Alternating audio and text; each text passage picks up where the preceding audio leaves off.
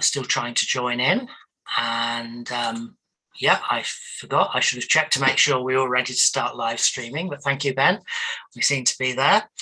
So welcome to this meeting of the Climate, Energy and Environment Committee, which properly is an informal meeting because we've moved it online. Thank you, everybody. I'm sure you all appreciate the rationale for doing that today and not asking everybody to try and travel in when we're telling people not to. I'm sure there are a number of new people, but can I particularly welcome,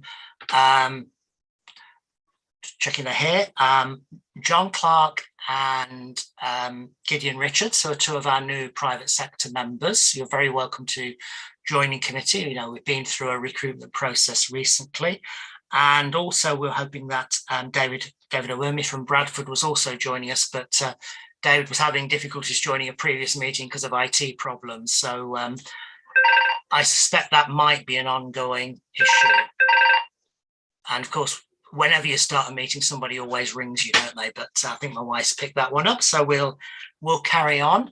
I'm not sure if there's anybody else new to welcome. Apologies if I miss anyone. But Ben, can I check for any apologies? Do you have any apologies? Yeah, sure thing. We've had apologies from Melanie Taylor, William Firth, Richard Goodfellow, Natasha Luther-Jones, Councillor Jack Hemingway, and Councillor Katie Dye. Thank you. Okay, so item 2, it'd still be good practice to make sure if people do have any disclosable pecuniary interests, that ask people to declare them on the relevant item when it arises or when they become aware of them. Item 3, there are no exempt items, so we're taking all of the items with the press and public here. And item 4 is the minutes of the meeting held on the 22nd of March. So could I just check, does anybody have any questions or comments on items of accuracy there? Mark? Sorry, thank you to Councillor Swift. Just regarding point 33 on the climate and environment monitoring indicators, I recall a conversation and a point in the meeting about adopting a headline indicator about the progress to our 2038 commitment. And I recall that because I think the committee felt it was difficult sometimes to quantify the progress that we're having in terms of carbon alone. I'm raising that now as it wasn't mentioned in the minutes, and when we come to talk about the monitoring indicators, I noticed that it's not there in the paper. So I just wanted to just make that point and check in on it, really. Thank you.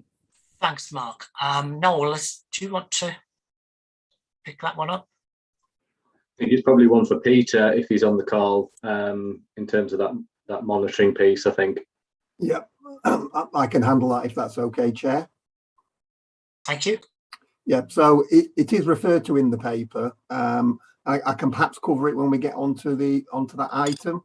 So it's not something that we've ignored. It is very much in our thoughts. So if you're happy for me to do it that way, Chair, or I can update now.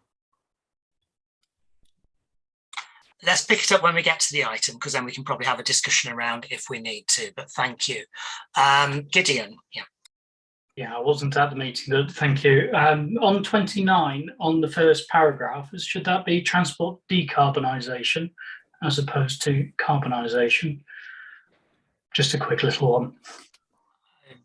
I imagine so, yeah, getting some nods to that. Okay, thank you. And both colleagues have already, but yeah, just to say, if people can use the raise hand, that's easier for me to see rather than raise your hands physically on the screen, but I'll try to pick up anybody whichever way you do it. Okay, so with those 2 points, if we're happy to accept those minutes with that action and amendments. Thank you.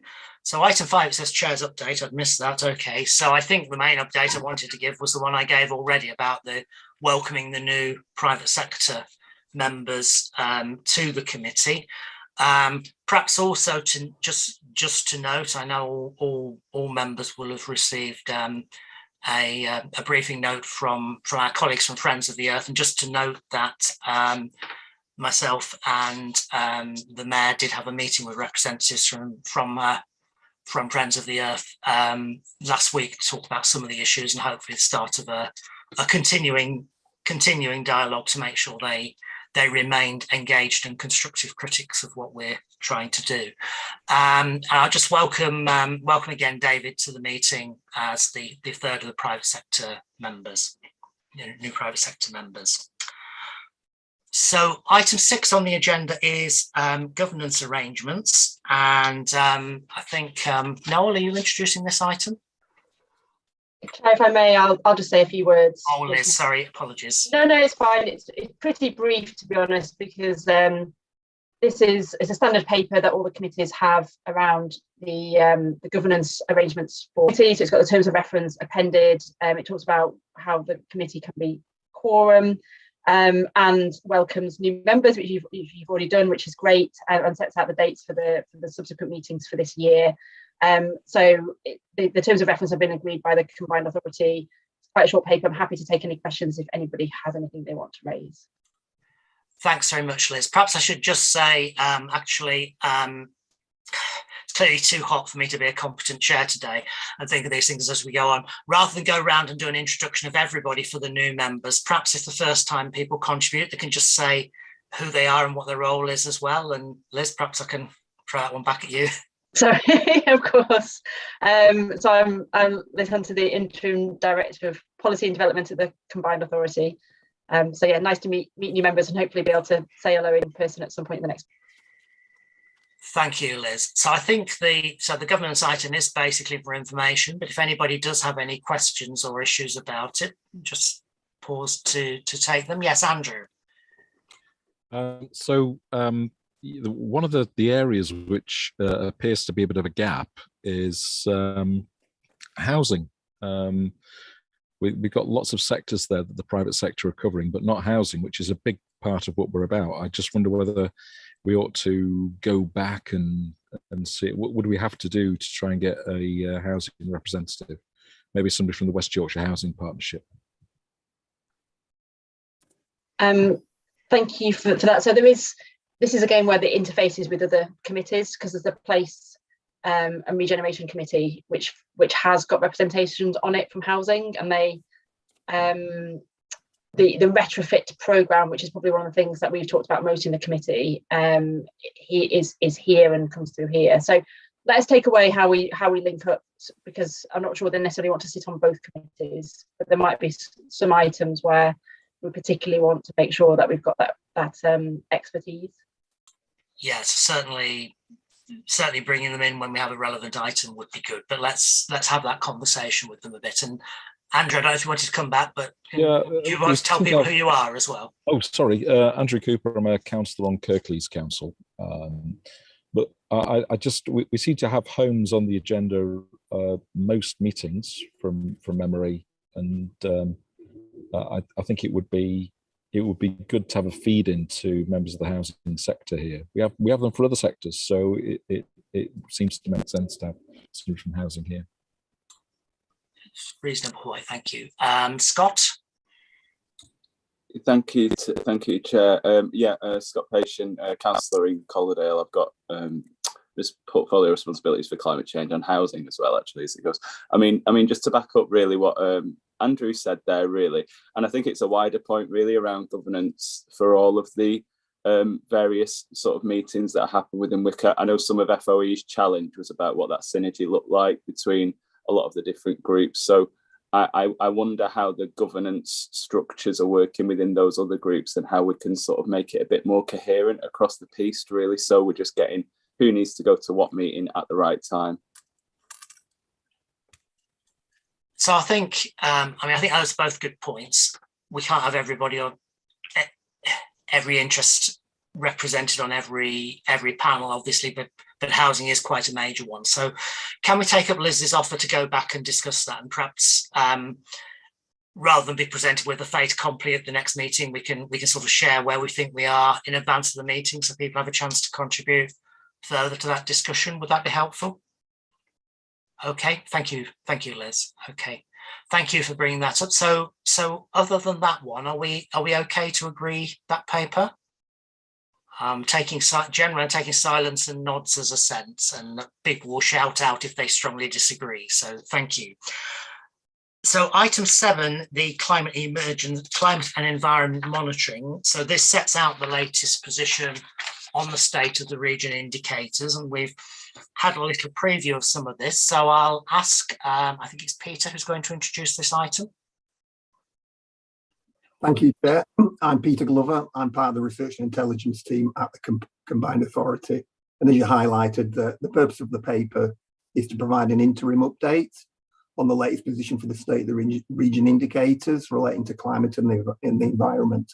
So just quickly by way of background, at the last meeting in March, the committee approved a set of state of the region indicators and agreed that we should provide updates against them at each meeting, reporting by exception. So highlighting any changes or new information as it becomes available. Just to know that we'll be publishing a full analysis of the indicators in our State of the Region report at the end of September. So we are still unpacking some of the data and preparing more detailed analysis of some of the indicators. So in your pack, we provided updates against the following indicators, and these are sort of interim updates. So carbon dioxide emissions, fuel poverty, energy efficiency, and flood risk. But we're still updating the information around access to green space, as I'll come on to. So just responding to Mark's point on the measurement of emissions. So it is correct. It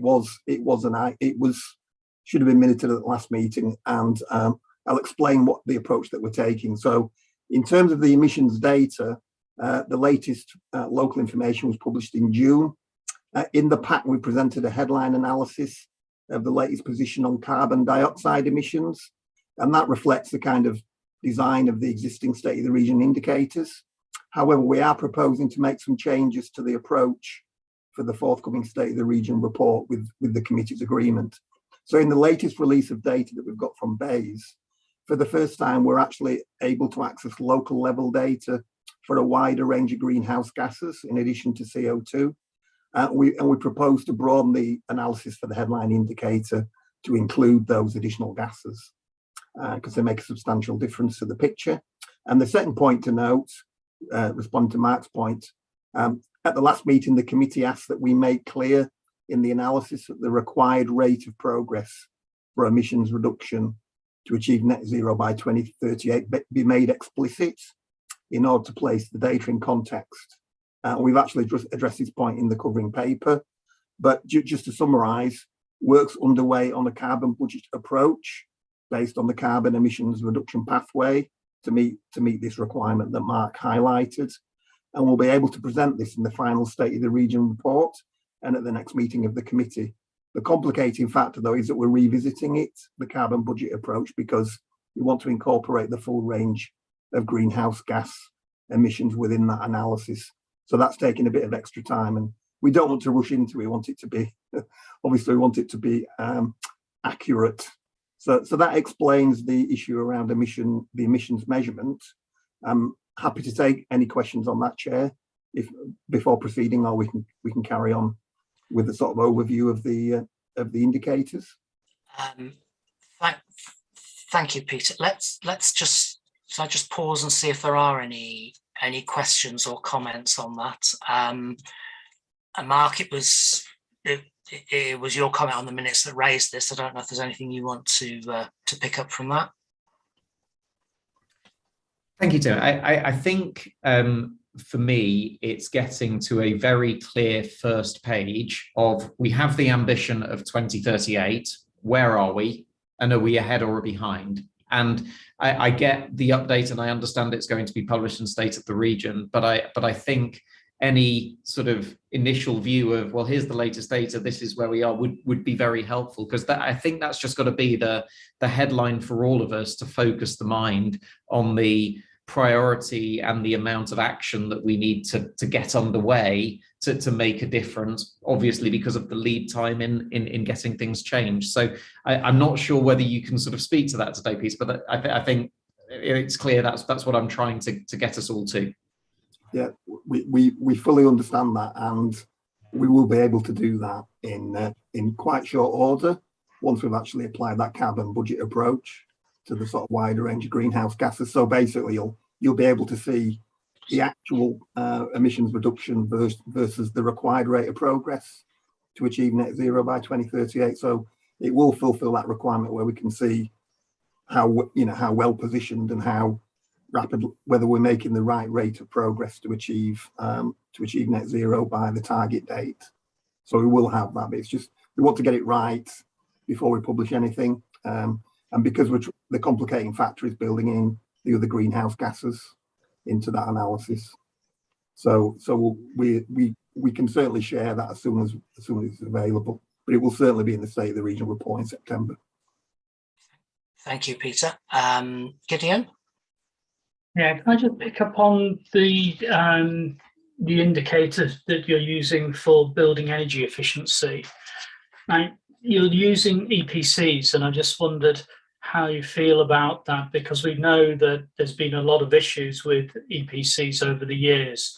And so I was just wondering sort of if you're looking at that a bit deeper, because it could be quite a misleading answer, actually, if we're not careful. Yeah, I mean, we did sort of review the indicators at the last meeting, but and there are some shortcomings, as I think you're sort of indicating with the EPC data in terms of the sort of picture it provides. I mean, those caveats will be made fully clear in the State of the Region report. But if there are additional indicators that you feel we should take into account around energy efficiency, we can build those into the reporting for State of the Region and also include them for future committee meetings. So we'd be definitely interested in any sort of comments you have around that. But we are trying to keep a sort of lid on the number of indicators in terms of just in terms of manageability. But we'd certainly welcome any sort of input on how we can better cover energy efficiency. I mean, I guess this is going to be a continuing challenge between absolutely accurate data and something that gives us a clear sense of what direction we're going in, and not letting the perfect become the enemy of the good, in the sense as, you know, as Mark says, what we desperately need is a headline sense of whether we're making progress or not, and what pace of progress we're making. And as a layperson, I guess the carbon budget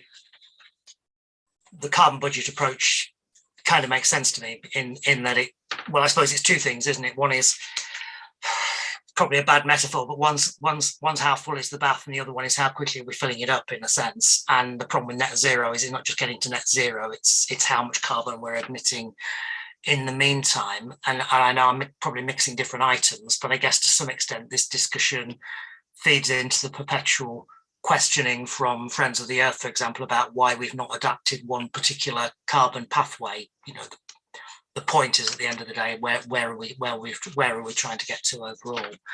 But that's probably just me as a layperson muddying the waters. Andrew, you want to come in? Yeah, sure. I agree with Gideon that EPCs are a pretty poor way of measuring energy performance in homes. I guess the question is, what do we do about it? I wonder whether there is common cause that we can make with other regions, because they will be no doubt using EPCs as well. But we need to be doing things as meaningfully as we can. So I just wonder whether there is any joint forum or through the LGA that we can make representations about enabling us to more meaningfully measure energy performance in properties, or at least highlight the deficiencies of EPCs in terms of measuring energy performance. We could certainly do in projects that we support. We could do more meaningful things there. If there are West Yorkshire Housing Partnership projects that we are funding, then I think we certainly can do get more meaningful information about those. You know, air changes per hour for finished projects. I think that would be a good measure of performance. That would be a West Yorkshire Combined Authority standard that we could adopt for things that we do ourselves, and that would be meaningful and not over onerous either. Thanks, Andrew. Peter, do you want to come back on that and then sort of go on to anything on you want to say on the other indicators? Yeah, I mean, it's certainly something that we could, the point about sort of collaboration, trying to reach a joint solution with other combined authorities is certainly something that we can pursue. On the point about project-based information, I can see how that will be a useful supplement in this area. Probably colleagues, other officers who are more involved on the sort of operational level and sort of policy and delivery level can probably comment on that more effectively than I can, but it's certainly something that we can note for sort of future reference. Thank you. Gideon, do you want to come back on that?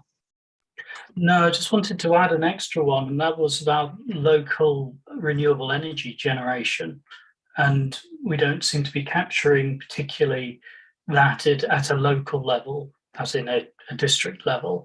And I think that would be useful to understand what's going on and what we can do within the local context of renewables as well. So maybe we could consider that one, please. Peter? We'll look into that one and look at the potential for reporting that one. Thank you.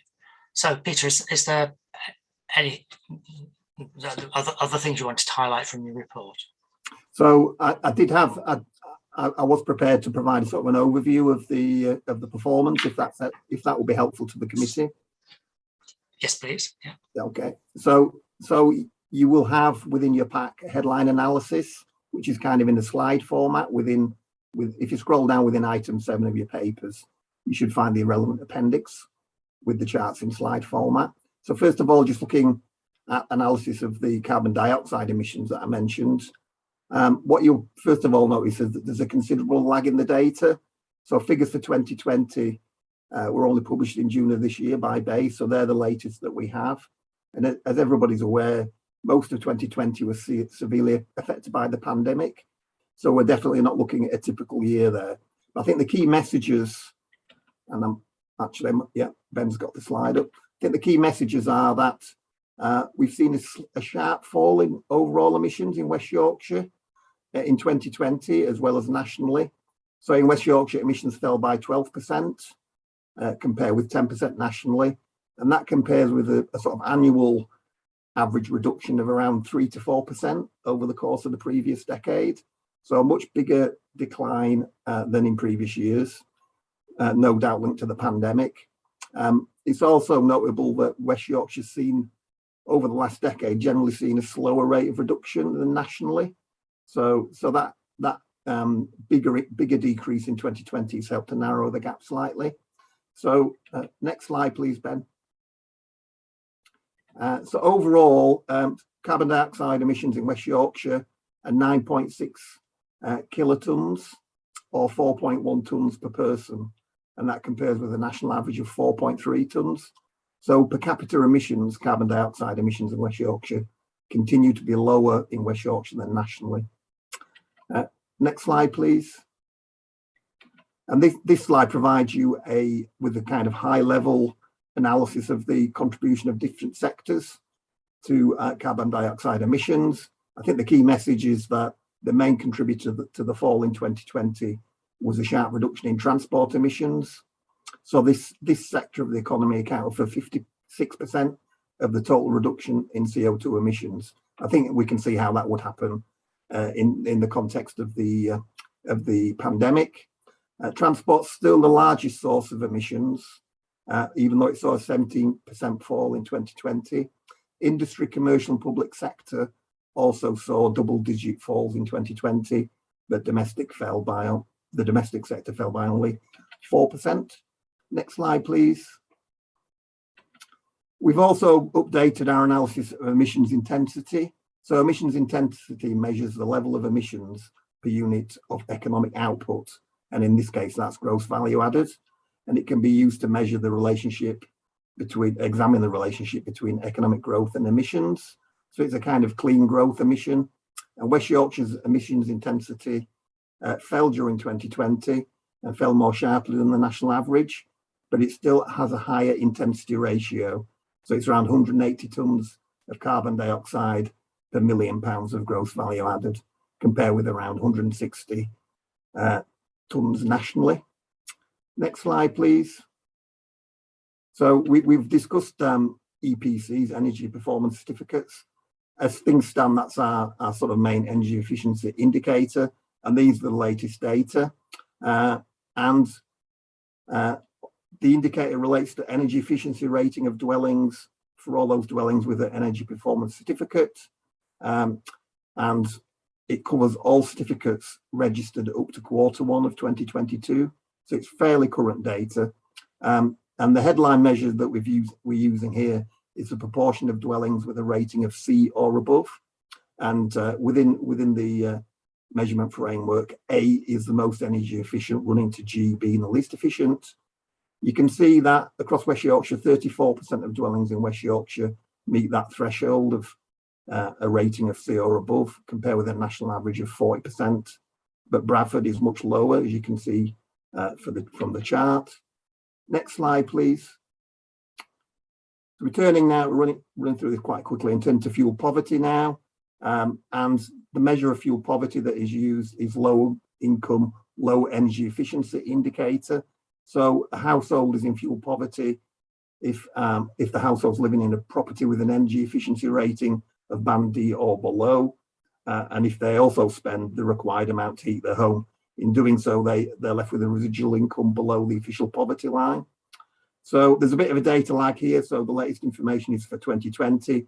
So we can't capture the current picture in terms of the elevated energy prices that we have. What we do know from this analysis, though, is that West Yorkshire is relatively poorly positioned with 176,000 households in fuel poverty, which is around 18% of the total. In comparison, it's 13% nationally. And the proportion has actually increased slightly on 2019 when it was 17%. Of course, since one of the determinants of the prevalence of fuel poverty is fuel prices, it's clear that the situation is worsened since 2020 and is likely to continue to worsen as fuel prices increase. Next slide, please. So we've got, as I mentioned, we've got an indicator around access to green space. We haven't updated that yet. We're still working on it, but so I propose to move to the next slide or next couple of slides, which relate to flood risk. So the first one relates to residential properties in a flood zone, and as you can see, 3% of properties fall into that category, rising to 6% in Calderdale. The figures are quite similar to last year's. Next slide, please. And we've got the same analysis for commercial properties, where the proportion is higher at 13% across West Yorkshire. So we're still working on the comparative figures for flood risk, i.e. the national average and figures for other city regions to place these figures into context. So when we update the indicator and we publish the State of the Region report, those figures will be available. So that completes the sort of overview of the indicators. Thank you, Chair.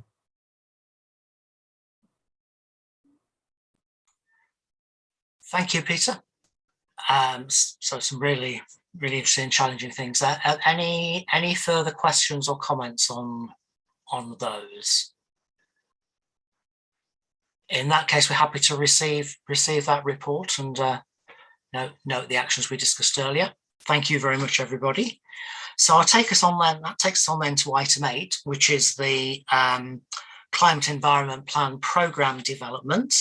And so is this Liz or Noel who's starting us off on this one? It's me, Chair. Thank you. Afternoon, everybody. So for those that don't know me, it's Noel Collings. I'm the Head of Energy and Environment at the West Yorkshire Combined Authority. So today I just wanted to lead you through the developments we've been making since the March meeting of the committee on prioritising the actions from the Climate Environment Plan in terms of that gain share allocation of 40 million. So we'll give you a little bit of an update on that, but then there's really the bulk of kind of the items really gaining your feedback on the scope of activities that you have seen from your pack. I don't intend to run through that. As I say, you've all had the information, so the debate is probably much more useful rather than listening to me ramble on through the scope of those activities. So just in terms of setting the scene, so obviously this stems straight from the Climate and Environment Plan, the actions that were set out in that document, which was adopted in autumn last year. So there are 39 actions within that document itself, across 8 themes.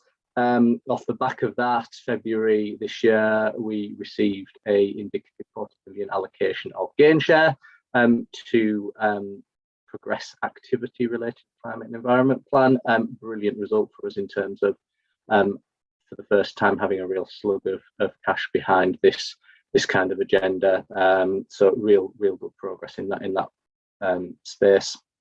And as you heard at the last meeting, we did a bit of a prioritisation exercise to look at those 39 actions that were in the climate and environment plan, to rationalise them down to 15 which could go forward gain share funding. It's just to note that we haven't forgotten about the other ones that aren't within that 15. It was just our view that either they needed more development work to happen, so feasibility studies, research, etc., completing, or they were being progressed through different avenues, for example, transport related actions through the City Region Sustainable Transport Settlement programme.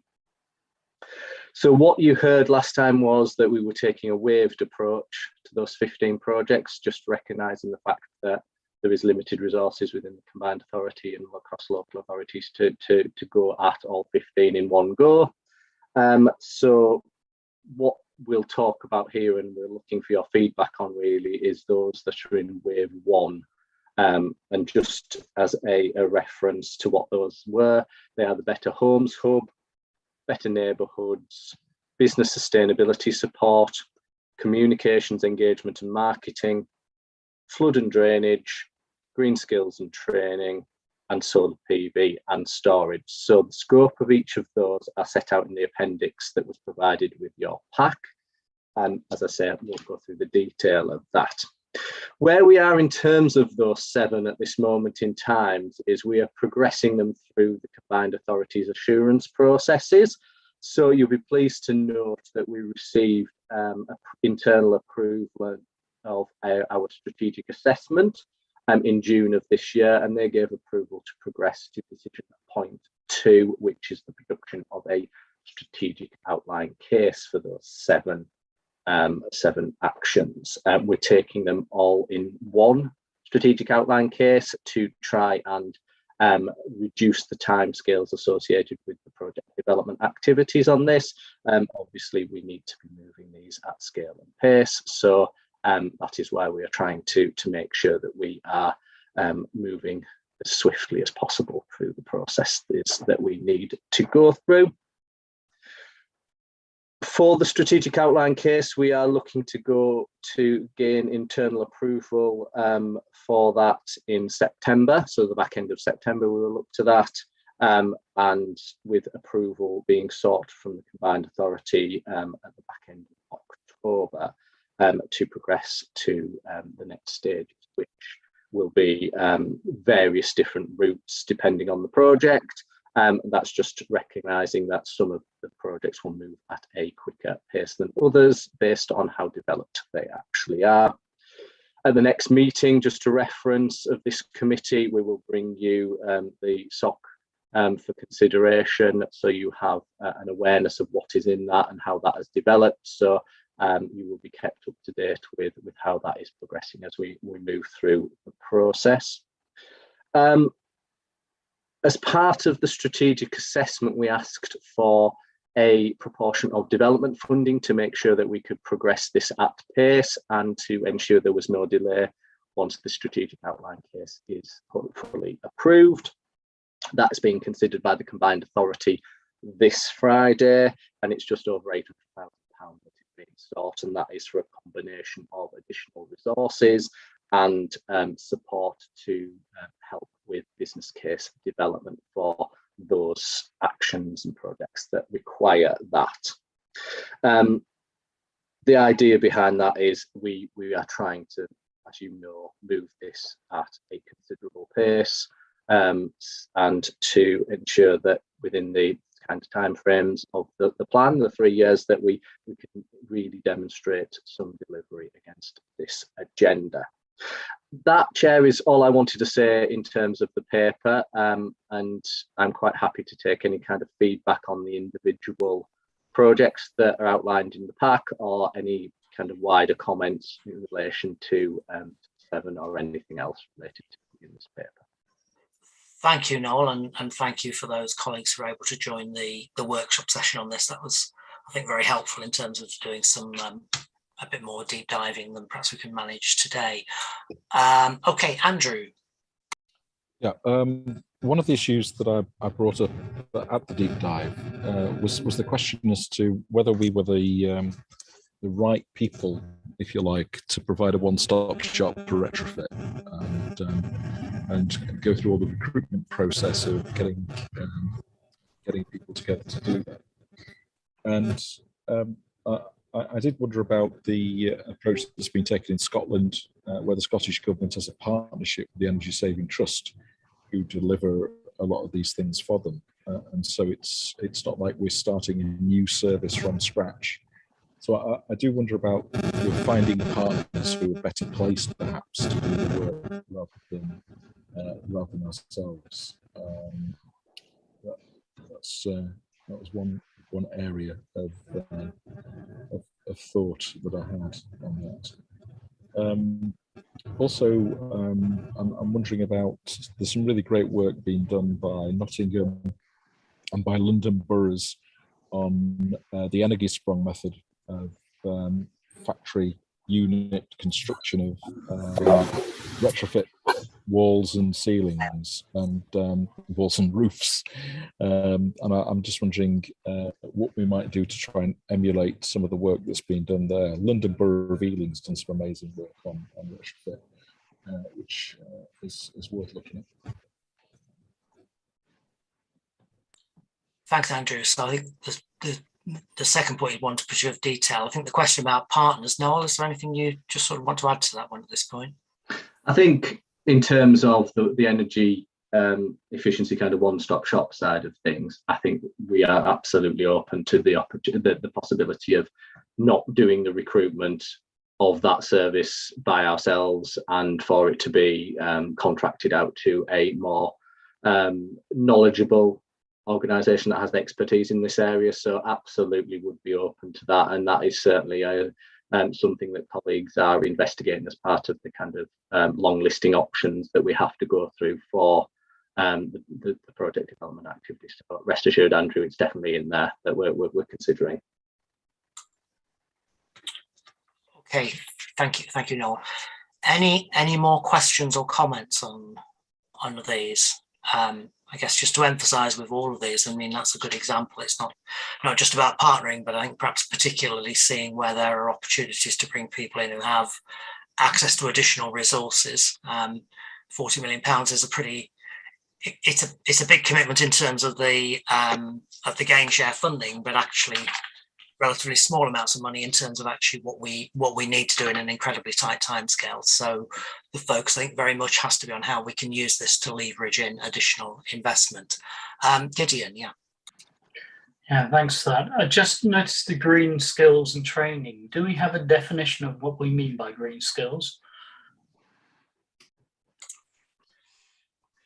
We probably do, in terms of what the individuals are looking at. We're scoping this out, but from the perspective of what we want this to look at, it needs to be as broad, as inclusive as possible in terms of what a green job is, because ultimately you could make the argument that any job in the future is going to be a green one because of where we need to get to. So it is, as I understand it, quite as broad as we can kind of make it, to ensure we encapsulate and encompass as much of the job market and as we really can in that respect. Thanks, Noel. I suppose my pushback will be, if we make it too broad, it risks becoming meaningless then, doesn't it? So I guess it's about seeing particularly skills that we think are going to be required to deliver our pathway that aren't going to be there unless we put pride in them in some way. Liz, you want to come in on that one? Thank you, Chair. I think you basically just said what I was going to say. I think we are following the government definition of a green job, but I think it's really important to recognise that there might be lots of jobs that need green skills. which are potentially two different things. So I think as we continue this agenda, it'd be great to get members of the committee's views on some of this, and the Green Skills Task Force that some of you might be involved in is looking at this, and we're hoping to be able to both feed back to this committee as well as employment and skills, where that work's getting to. But yeah, definitely recognise the difference between jobs and skills. Thanks. So we have a group that's doing more work on this. Andrew? Just want to do a bit of a plug for something which might fit well with solar PV and storage. I learned something new a couple of weeks ago. Graphene heating, linked, sometimes called electric wallpaper, and it's a way of heating a home by heating a graphene element at a lower temperature, and typically people will wallpaper their ceiling with this material. And I was a bit skeptical when I first heard about it, but because it's a big surface area, it can do it at a lower temperature. And it strikes me that it'd be quite interesting to try and link it with the solar PV and storage as an electric solution, which is not air source heat pumps. It looks quite an interesting material. I'll put a link to the Octopus Energy website where it's in the chat, which has got details of this. But I think it sounds like a really interesting, promising product. And I was talking to the deputy chair of the Association of Local Authority Energy Officers about it, and she was going to put it on her own home. So it's quite interesting. So I thought I'd raise that to people's attention. I think it'd be a good one to do a pilot on, actually. Thank you, Andrew. Someone will pick up and follow up on the link. Any other questions or comments on this item? I think we'll set out some next steps. Gideon? Yeah, just a very quick one. In terms of the better neighbourhoods, we talk about healthy, affordable, and efficient buildings. We mustn't forget about cooling now as well, given certainly where we are today. So it would be useful to have heating and cooling when we're thinking about these things. Thank you. Thank you. Agreed.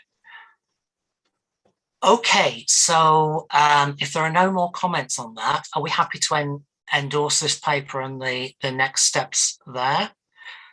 That's great. Thank you very much, everybody. And got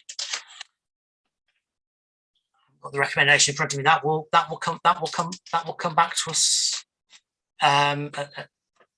So the next stages of approvals will come back to us directly. So it'll come back to us, assuming the combined authority does the right thing on Friday, which it will. Yeah, I'm confident. Yeah. Okay. Thank you. So then on to 2 items around flooding. So item 9 is the West Yorkshire Flood Innovation Programme, and I'm guessing that this is Justin. Are you going to introduce this? Yes, thank you, Chair. So I'll just briefly introduce the item, and then I'll hand over to a couple of the team members that are dealing with this. So in terms of the West Yorkshire Flood Innovation Programme, it's a key programme in terms of flooding.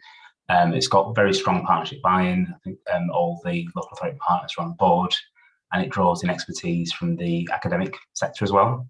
So I thought it was a good time to bring this to the committee and basically kind of outline its potential kind of alignment with the climate plan.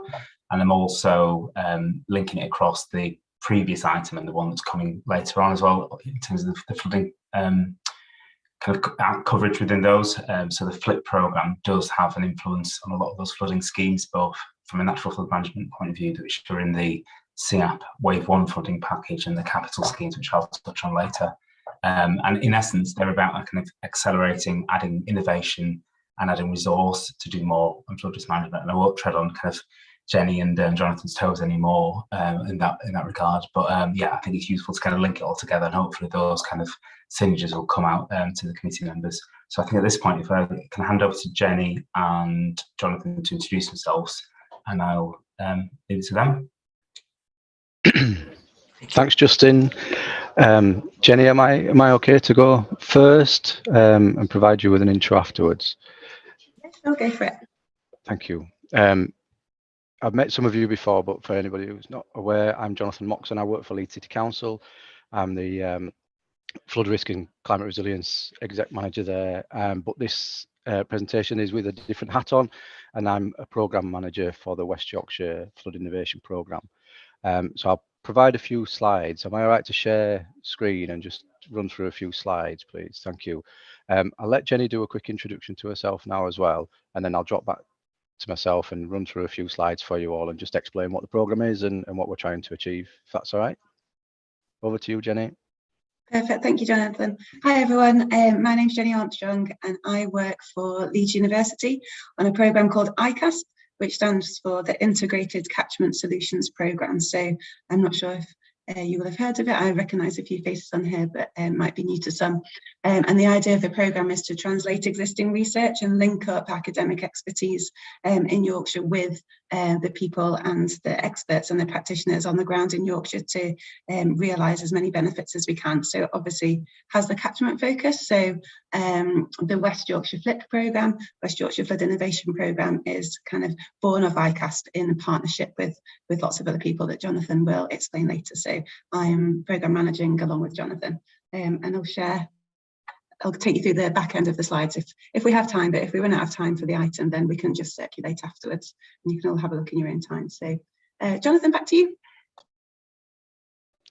Okay, thanks, Jenny. I don't know if we've got a guide for how long you want us to be. We could probably be around 10 minutes, if that's okay.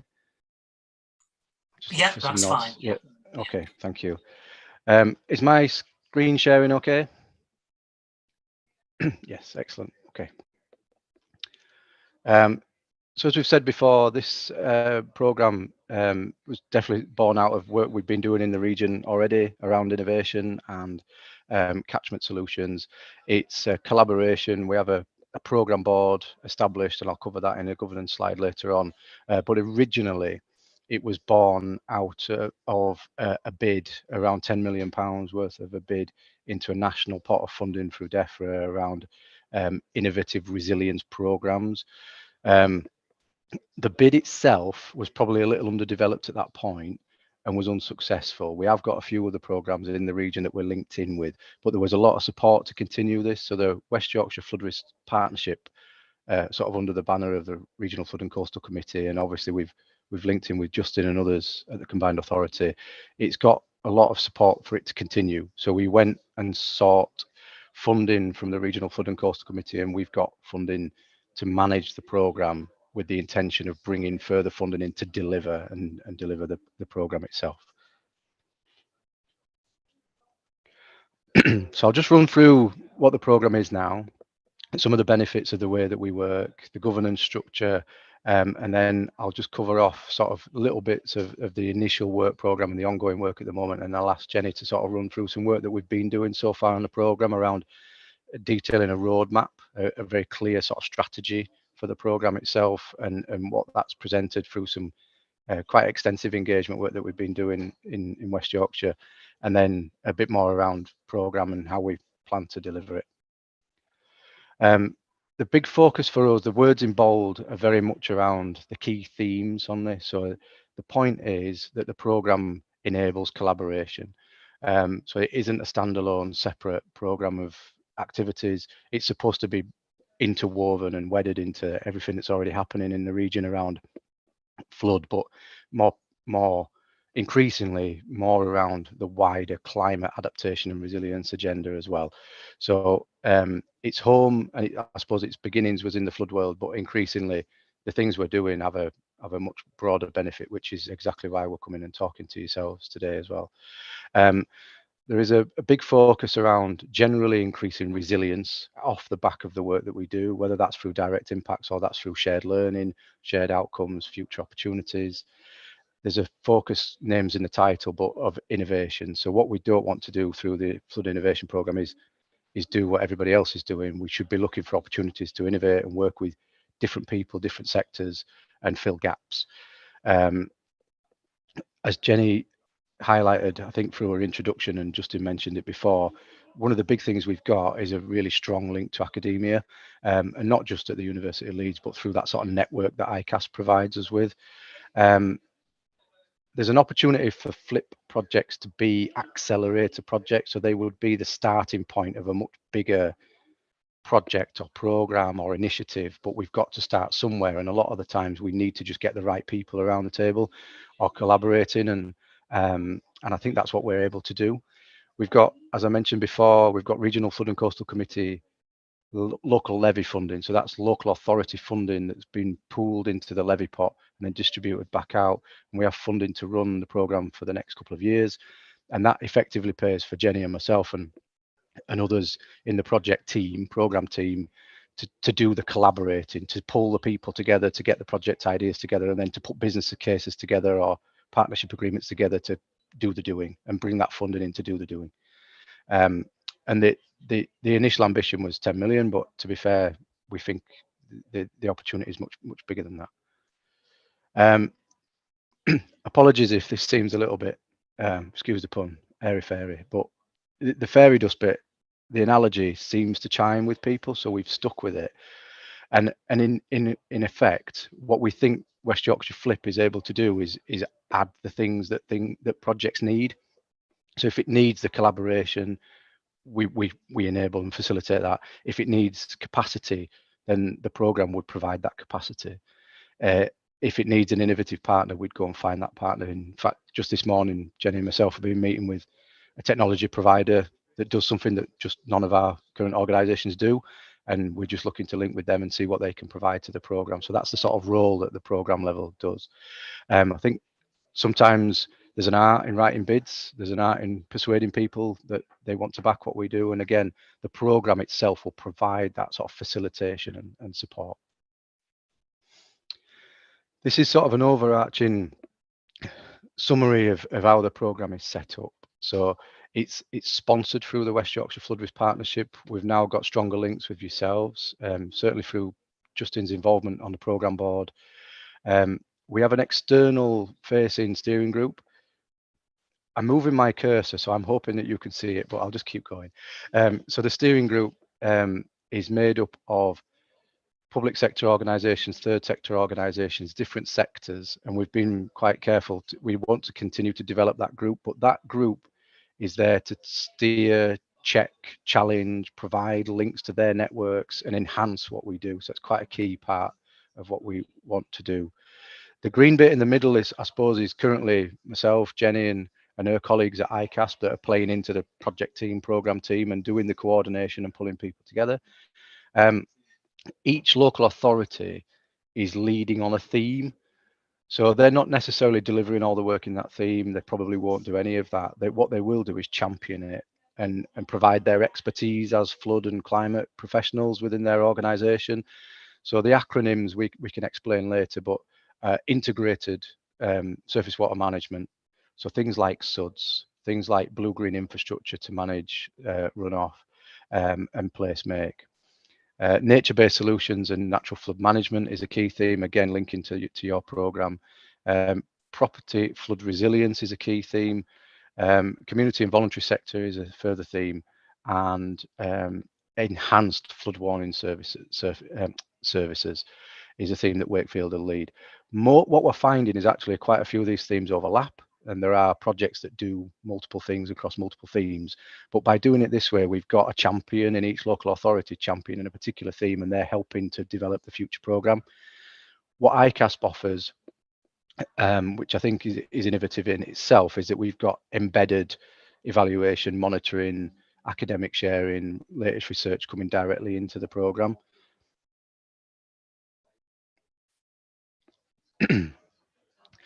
This is just fairly busy, but what it tries to show is that on a monthly cycle, we've got emerging projects as part of the programme based around the different themes, and are coming forward. They've got discussions with the various theme leads to enhance and develop the proposal that would come to the programme board for further discussion. And then this is where the sort of steering group input is key, where we develop that project into something that's either a full business case or we've got a partner involved and they can take it forward directly. and then eventually that would come back for sort of ratifying at programme board, and it would form a formal part of the programme. And obviously all the time we're trying to feed the programme with various funding sources. So we would envisage that we'll have dozens of funding streams potentially for this programme, because we won't necessarily be just using flood money or climate money. We need to look at different sources. We need to look at different partners, whether that's private or public, and that process continues as we go forward.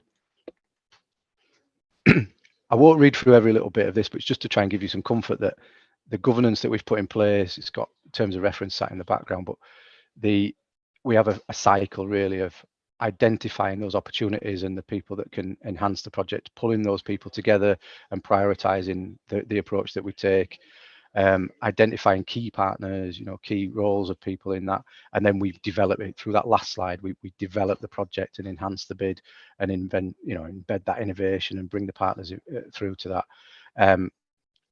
And as it stands, we've got funding to run this program for 2 years, and I think we're hoping that the projects will actually pay for that funding to go a lot further, but we're in the early stages at the moment.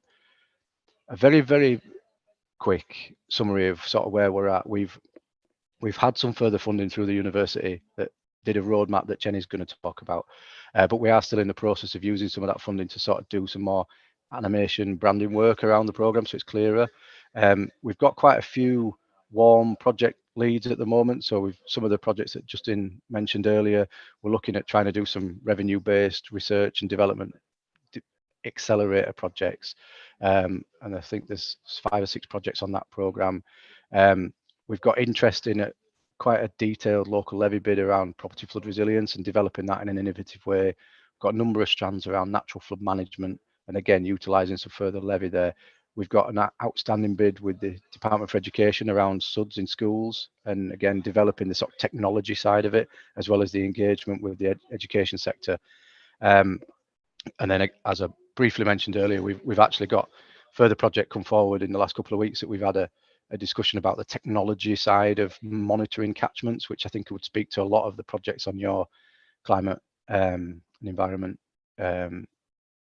action plan. So I think the program can work with lots of existing programs and enhance them and bring further projects forward. Can I hand to you, Jenny, at that point?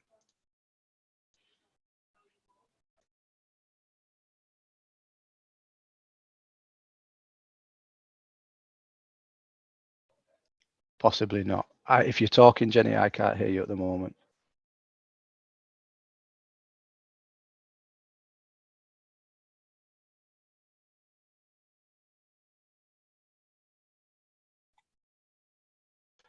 I'm not sure I can see Jenny on the list, so I'm just going to keep going.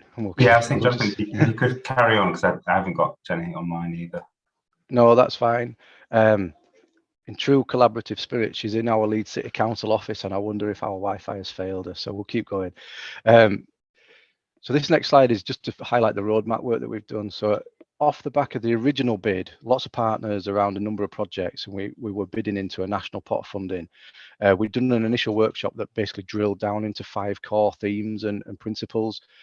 What the roadmap did was use some extra funding that we got through the universities, and we ran 2 further workshops. That was about sort of what are people's motivations, what would they like us to focus on, where would we prioritize the work, what are the opportunities, who wants to collaborate, who's got knowledge, who's got experience, who's got technologies that we've not tapped into previously, and how do they link back to those original themes. And in effect, the product out of that was a roadmap, and that's publicly available now. It's hosted on the ICASP website and the Flood Innovation pages, and we're basically using that as our guide for the program going forward. I mentioned these themes earlier, so these are still core to what we're here to do. So far, we haven't found that the projects that are coming forward would sit outside this. What we have found is a lot of the projects have got overlapping themes, and we need that collaboration to happen so that we've got multiple benefits coming out of each of the projects that will form the program. These are the principles that we employ on the program, and these came out of the roadmap. So these were done through collaborative workshops, but empowering local communities is key to this. So we don't want it to be an academic exercise. We don't want it to be theoretical. We don't want it to necessarily just inform policy at a national or local level. It's got to make a difference in local communities and places. Education, skills, and also capacity, I think, is key around flood risk and climate change work in the region. And we recognise that, and that's core to what we're doing. The key benefit of having ICASP and others involved, and a large network in the steering group, is to transfer the knowledge that we build so that we can do something once in West Yorkshire and it's available for everybody to then take forward and do what they need to do in their area, and obviously outside of West Yorkshire across the country. And part of that is monitoring. Are we doing it right? Are we making a difference? I think Jenny's just popped in now, but I'll just continue. We've got two parallel strands working at present. So we've got opportunistic projects that are coming up all the time, and we are gaining more interest. And part of the reason for it being excellent to come to see you today is to raise the profile of the programme so that you know where you can point people if they want to talk about climate resilience and flood innovation. We've also got more strategic sort of long-term priorities that we're trying to link to. As well as yourselves, there's other priorities in the region, and I think we've got our eye on both, and our governance structure allows us to work on projects that do both. Just in particular around integrated water management and nature-based solutions work, there are a lot of existing programs in the region, lots of people interested in this. I also chair the Yorkshire Community Practice for Natural Flood Management. There's a lot of interest in what we can do to innovate, and I think that chimes with Noel's work and with the work that Justin's linking us into. So we would like to take a sort of strengthening the decision making that we've got around that, improving the technology that we've got in this area, and improving the sort of collaborative working.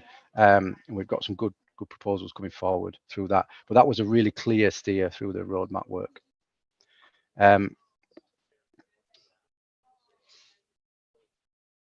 We're clearly in a moving picture here.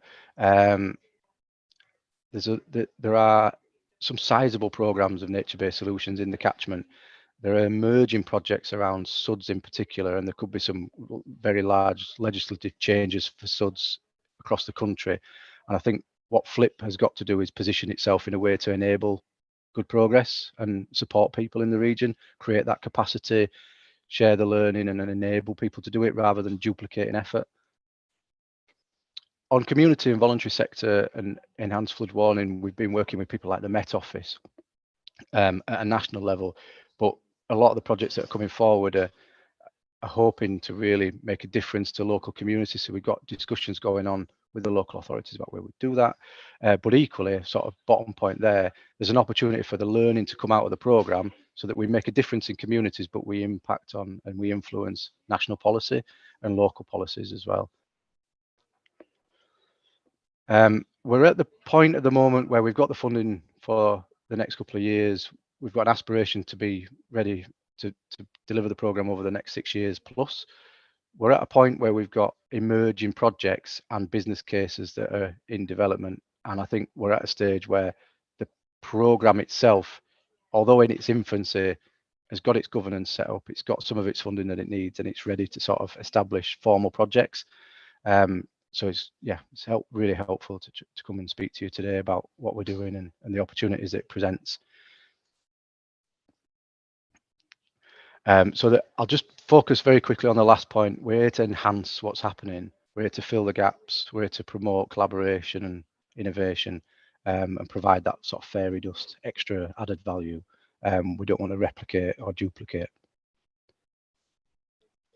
And that was it. Thank you. Jenny, I don't know if you're back with us and if you want to add any more. I'll just whiz through. So I wouldn't have done as good a job as you, but I did what I could. Thank you so much, Jonathan. Yeah, my internet just crashed. It's just really unstable, so I didn't put my camera on. But yeah, just thanks for the opportunity, and sorry about my IT issues. But grand job, Jonathan. Thank you for covering me.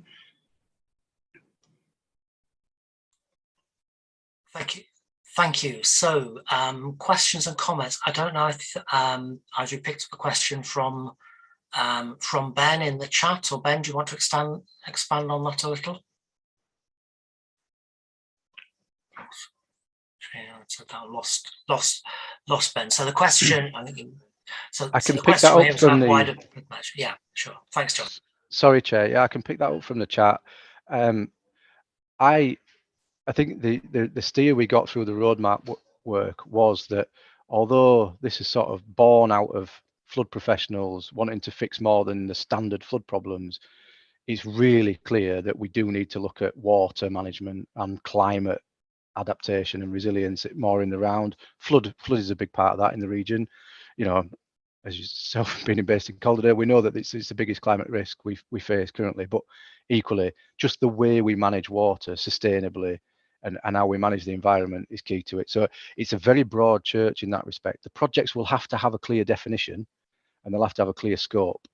But in terms of the sort of scope for dealing with different partners from different sectors, you know, we've got people involved from the health sector, we've got people involved, water and sewerage companies, but more on the sort of water quality, water quantity, agriculture. So yeah, it's in the round, I think is the answer to that. Thank you. Leah. Hi, a couple of things. One is sort of SUDs in the public realm, and I know there's some really good examples from around the country. Sheffield's Greater Green springs to mind, which is a brilliant way of delivering amenity biodiversity, dealing with water quantity, water quality, and making sure that you're working with partners in highways and public realm schemes so that gets baked in. I know we already are. We've got an example. The Corn Exchange scheme in Leeds has some SUDs in it, and Meadow Lane, which is all brilliant. And I also was I heard someone speaking recently about a scheme they've got in London where every time the utility companies dig up the road, they partner with the boroughs and the boroughs put in a SUD scheme and it saves everyone money. It's this innovation you were talking about, Jonathan, because the utility companies don't have to reinstate as they would have done. The boroughs save maybe on the excavation and the traffic management, and you end up with, you know, a sort of a win-win really. Plus, well, it's a win-win-win. It's a win for the boroughs, win for the utility, and a win for the environment. So brilliant. The other thing that I've been thinking about quite a lot recently is about how the ESG agenda in the private sector it will increasingly be looking at ways of delivering. There may be like offsetting, I don't know, people may want to put money into offsetting carbon, and finding a mechanism for that to happen in our own region, that you could maybe get contributions or into, I don't know, say at my office, if you put in a rain garden outside of my office, then it's something it helps me contribute to my ESG agenda, and it also it's sort of climate resilience on the doorstep, which is brilliant, and it would help. So it's thinking about those things. Some of those, and I've seen that happen. I think it's happening outside our Glasgow studio in Glasgow. They've put a rain garden in, but it could be rolled out more widely. Thanks. Jenny, I don't know if you want me to comment back on that. Yeah, please. Yeah, you can go for it, or I can try. No, that's okay. I think on the first point, I think we have got a real opportunity here to sort of to try and prove the art of the possible around SUDs, to sort of pick up on the first one. I think you mentioned a couple of examples there. I think if we're really honest, the extent of sustainable urban drainage schemes is limited still in the region, and we recognise that. What we recognise through FLIP is that outside of our standard development control, highways development control teams, we've got a space to play in that's a little bit more innovative, but it's hard to do that in your day job. And what we're trying to do is put some capacity into the region so that people can play in the innovation space, because some of it is about the technology, some of it's about just persuading people it's possible, and to try and do some of that piloting. So I think we're keen. The bid that we've put into the Department for Education is around SUDs in school, and I think even though there are places where we really wouldn't fix the flooding problem in a place by doing a SUD scheme in schools, what it would potentially do is prove the model. Is it possible? Can we test the technology? Can we get people interested in it? Can we get people talking about it? Can we get people investing in it? So yeah, it's a key theme for us, and I think we want to do the things that people struggle to get time to do in their day job by pulling it out into this program. The second point, There are other projects in the region that are looking at green finance initiatives and the way that we can involve private finance, or like you say, sort of capitalizing on the ESG sort of resource within organizations. Again, I think what Flip would do is complement those projects. So that the conversation Jenny and I had this morning was around one of the things that's coming up out of an investment readiness project in the catchment that's looking at changing the landscape, and then getting green finance to pay for that. One of the things is, how do we measure the difference it's making? How do we monitor the performance of those interventions? And I think that's where Flip could play in. We could develop the sort of mechanisms for how you measure and create a metric. And it might be that somebody else develops the financial model, but we'd work in collaboration with them rather than trying to do a separate thing here. I think that's because there are a number of people looking at that already in the region. It seems to be the monitoring capability, the metrics for measuring the success of it seem to be the gap. So hopefully we can try and do something positive to try and fill the gap. Thank you. Okay, Paula. Hi, thanks. It's Paula Widdowson. I'm from York Council. It's just to ask, how closely are you working with Steve Ragg and Phil Delaney on this area, just to make sure that we have got that connection through, because I know they've done an awful lot of work. This is not a made-up story. After this, I should be having a pint with Steve and Phil, but because of the train situation, if you're not careful, he'll drink you under the table. And no, I've worked with Steve for many, and Phil, but yeah. So Jenny and myself we've made links with a few innovation programs in Yorkshire. So there's some in the Humber, and there's some in South Yorkshire. So a colleague from the Environment Agency who was working in South Yorkshire, and Steve and Phil were due to be at the Waterlane Boathouse with me at 5 o'clock today, but we've cancelled it because of the heat. So yeah, no, we've lots to learn from each other. But and again, the discussion there, on a serious note, is that Flip fills the gap, because there's loads of stuff that Phil and Steve are doing in North Yorkshire that we don't need to repeat. We just need to know what they're struggling with, and equally we need to share what we're doing that they can just transfer across. And the benefits of having ICASP involved is that we sort of got direct links to sort of being able to evaluate and share the learning, and do that through academia as well. And so yeah, early days, but that link has been made. Thank you. Thank you. Catherine Gideon in next. Yeah, thanks for that. I think off the back of what Leah said, actually, I've been doing some work with a company that works with big distribution centres, and there's a lot of space there.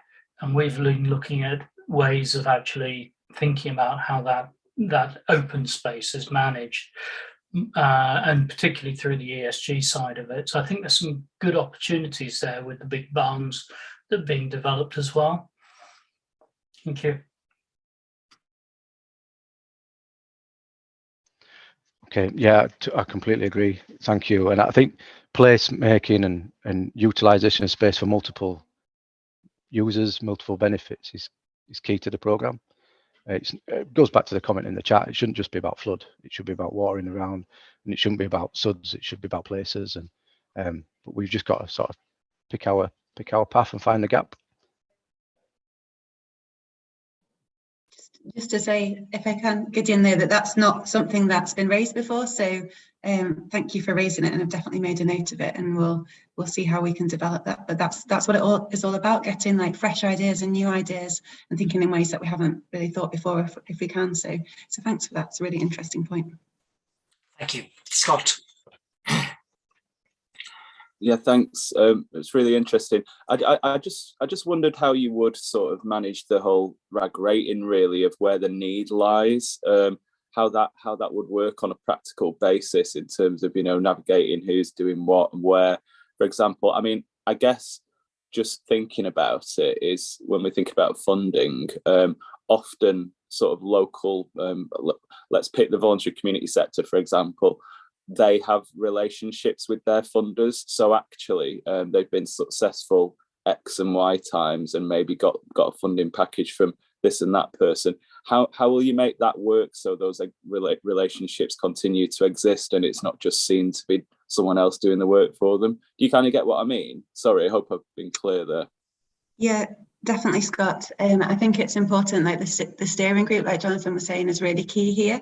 And as the programme, the West Yorkshire Flip, obviously we're here to add that capacity, add the extra resource. And if it's someone else putting in a funding bid that we are involved in, and if they already have that pre-established relationship, that's like the beauty of it, is that we could help them write the bid and they could lead on that. So I think we just need to be switched onto it and capitalise on the relationships that are already there, but there aren't any rules that exist that says who can apply for what. It's just pulling people together and collaborating in the most efficient way we can. So so that would be fine. All right, thank you. Thanks very much. Not seeing anybody else who wants to comment. So thank you very much for coming on and giving that presentation, and quite a lot of food for thought in there that connects well, I think, with many other elements of our programme. So I'm sure we'll look further at those connections as we go forward. So if we're okay, I'll take us on to item 10, which is the other end of the flood programme, which is the capital programme. And Justin, I'm coming to you again on this, I think. Excellent, thank you, Chair. And I don't think I introduced myself at the early item for new committee members. So I'm Justin Wilson, Head of Strategic Networks, working in the place and environment side of the policy team at the Combined Authority. And just to forewarn you, I think I've got an imminent delivery due, so I will have to drop off for about 30 seconds. And I think I've got Liz able to hold in the fort for that moment. So yeah, so it's rare delivery comes early. It was actually due tomorrow, but hey ho, let's see how far we go. So in terms of this flooding item, it provides an update for the committee members on the work we've been doing across the capital infrastructure programme. In terms of the recommendations, we're seeking endorsement of the programme today, and then prior to the Combined Authority and partners doing more work on the business case development for the programme as a whole, and then working up some more detail in terms of the funding opportunities that we can do to address the funding gap, which is still quite significant. So in terms of context, across West Yorkshire, we've got just under 40,000 residential premises and 13,000 commercial premises at risk of fluvial flooding, so flooding from kind of rivers and watercourses.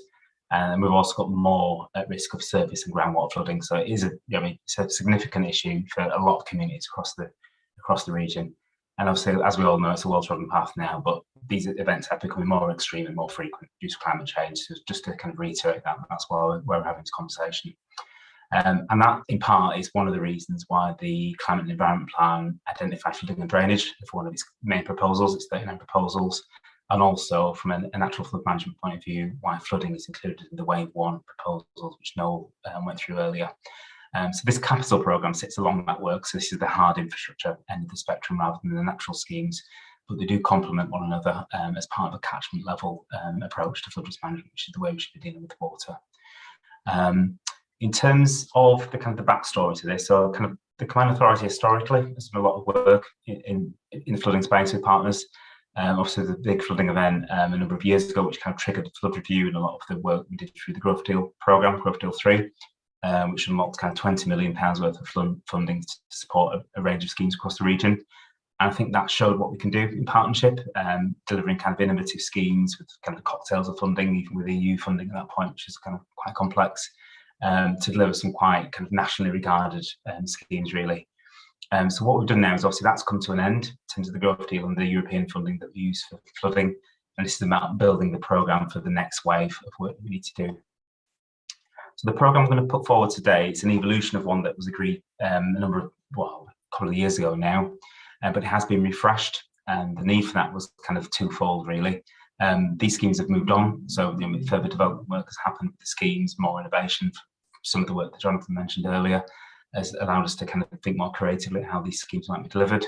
And it's also been a significant amount of additional funding kind of identified on an indicative basis at the moment, but which is called other government department funding.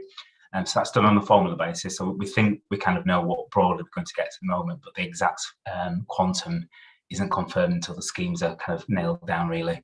But that has changed the shape of the programme quite significantly. So it did need a wider refresh. In terms of kind of governance and oversight, I think that it's worth mentioning that the proposed programme has been developed with engagement and endorsement of both the North Yorkshire and the West Yorkshire flood risk partnerships. So again, thinking about that catchment level approach and getting buy-in from our North Yorkshire partners and also the local authority leads. In terms of the programme itself, it consists of 26 infrastructure schemes with a total capital value of 245 million. And as I mentioned earlier, there is a significant funding gap of £51 million still to be realised to bring these schemes over the line into the deliverable state.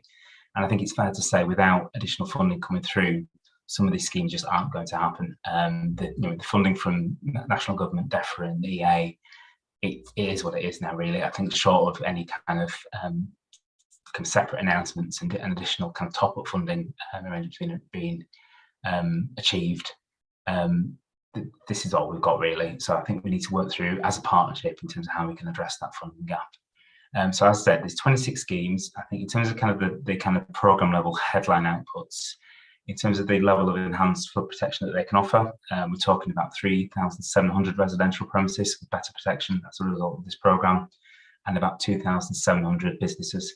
So a significant programme of work can achieve some quite wide benefits. And this is about enhanced protection. It's not kind of removing the flood risk kind of threat from these properties in its entirety, but it is kind of making that risk less severe and hopefully less frequent as well.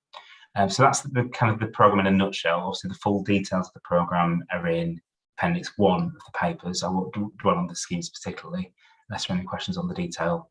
But I think that's kind of broadly where things are up to at the moment. So the idea would be subject to any kind of questions and hopefully endorsement today. As I said before, we'll do a bit more work on the business case for the programme, and that will come through at a later date to the committee for approval. And hopefully alongside that, we'll be working with partners both nationally and locally to address that funding gap of 51 million. So at that point, are there any questions on that, please? Thank you, Justin. So open that up for comment. Scott? Yeah, thank you. Sorry to be. I'll be briefly parochial at the beginning of this, and just because I saw something within the schemes there that piqued my interest, which was Mythen Road Phase 2. It just happens to be where I live, and I'm unaware of a Phase 2 of that scheme, so I was just going to question that. And I guess, sorry, that's my parochial bit pushed to the side. I'll put my strategic hat on, and I guess just to consider sort of in the wider thinking about this, where are we getting in terms of a bit more parity for sort of civil versus NFM schemes? Because I know that there's been not so much really in historically they tend to be civil orientated, and I get that, and I understand the reasons for it, but acutely aware at the same time that the EA have their own sort of carbon reduction target for 2030, and just wondered how that's washing out in terms of the schemes in general. So sorry, 2 bits there. No, that's fine. I think in terms of the Mythen Road scheme, I would have to defer to kind of partners, and Adrian's just popped his camera on actually, so that might be save my bacon there. But yeah, I'm not across the detail of the relationship between Phase 2 and Phase 1. But yeah, I'll defer to Adrian on that in a second. I think in terms of the balance between civil and NFM, I think there is something that is an issue. So I think nationally, the funding is more geared toward the capital schemes, which is part of the reason why we've done a lot of work through the work that Noel's doing on the climate plan to fund our natural management programme to get some of those over the line. And I don't know if you've gone through the detail of it, but you will see that a lot of those NFM schemes haven't got the level of contribution that some of the capital ones have. I think in most part, the CA might be the kind of certainly the largest funder, but sometimes the sole funder of those schemes, bar some kind of some smaller scale contributions. So it is imbalanced. And I think what we're trying to do through the programme is, from a carbon point of view and also from a protection point of view, do more on the evidence base to make sure that business case is robust, and then it gives us more ammunition to ask for more money for the next wave of schemes, really, to evidence that we've done these NFM schemes across the region and it's delivered tangible benefits which can be funded through a range of sources. So it's a bit chicken and egg at the moment. I think we have to kind of take the pain to a degree to fund them now to get them moving, but it's about getting the evidence and the monitoring regime correct to make sure we're in a good position next time around. So Adrian, do you want to jump in there? Let's put you on the spot. That's okay, thanks Justin. So Scott, I believe that the Phase 2, and I was also interested to see that there. I'm assuming that refers to the widening down at Vale Upholstery. When we took the decision not to widen there, we held that back as a future option. But at the moment, our main focus is securing the longer term use of the reservoirs upstream of Hebden Bridge as a better investment for the communities downstream. But whenever we've done a scheme, we've always looked at what more we could do. And in Mythenroyd, if we had the money, it would be widening down at Vale. So that's I'm assuming that's what that is. I just to build while I've got the floor on what Justin said in terms of NFM. I think we've made some progress, and there's obviously more progress to be made. I think the progress we've made in NFM is quantifying the benefits to tap into the existing framework of funding. So again, a lot of the modelling that's been done on the air and the colder has helped now to unlock money to flow into NFM projects. I think the next step for me is how does our funding and other funding recognise the multiple benefits of NFM. So I think one argument would be actually NFM does allow us to tap into a lot of other partnership funding that perhaps a traditional civil scheme might not. However, I think to deliver at the pace and the scale we want to deliver, we probably need, or would like anyway, to see some reflection of that in the current DEFRA Environment Agency funding mechanisms. But that, I don't want to make any promises that I think that has been looked at, but it's not there at the moment. So all we can do is operate within the current frame we've got, which I think we're doing a good job of, and look to other funders and the funds that Justin's outlined to help top it up. Thanks for that. Promise not to bring ward-based issues to a sub-regional level in future either. That's helpful. Thank you. Gideon. Yeah, thanks for that. Just a quick question. I don't recognise any of the projects on here, and I'm assuming that they're all currently built up areas, and it's work that's going on to actually make it more resilient. But just thinking a bit more widely, I'm just wondering how you're thinking about this in terms of development land, and whether developers are looking to use this as an opportunity to expand the development opportunities, or whether we should be actually restricting some of that land for flood resilience. Thank you.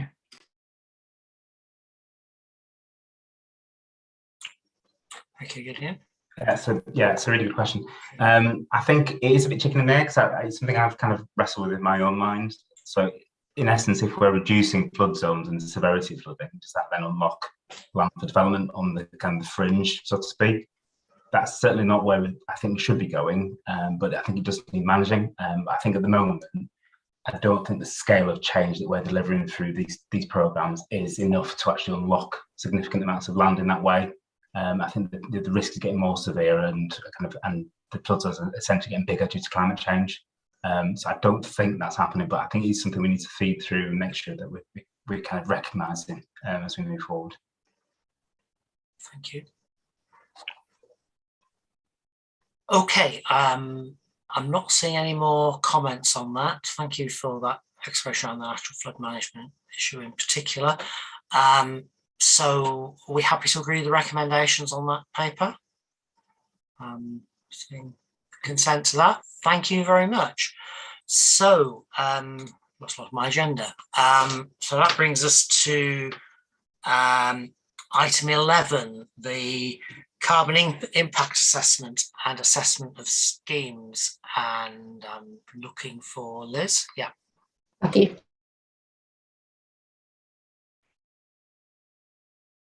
Yeah, Liz, you muted yourself again. No, sorry, I think it is Matthew, but Matthew, oh, Matthew. Okay. We can't hear you, Matthew. Ah.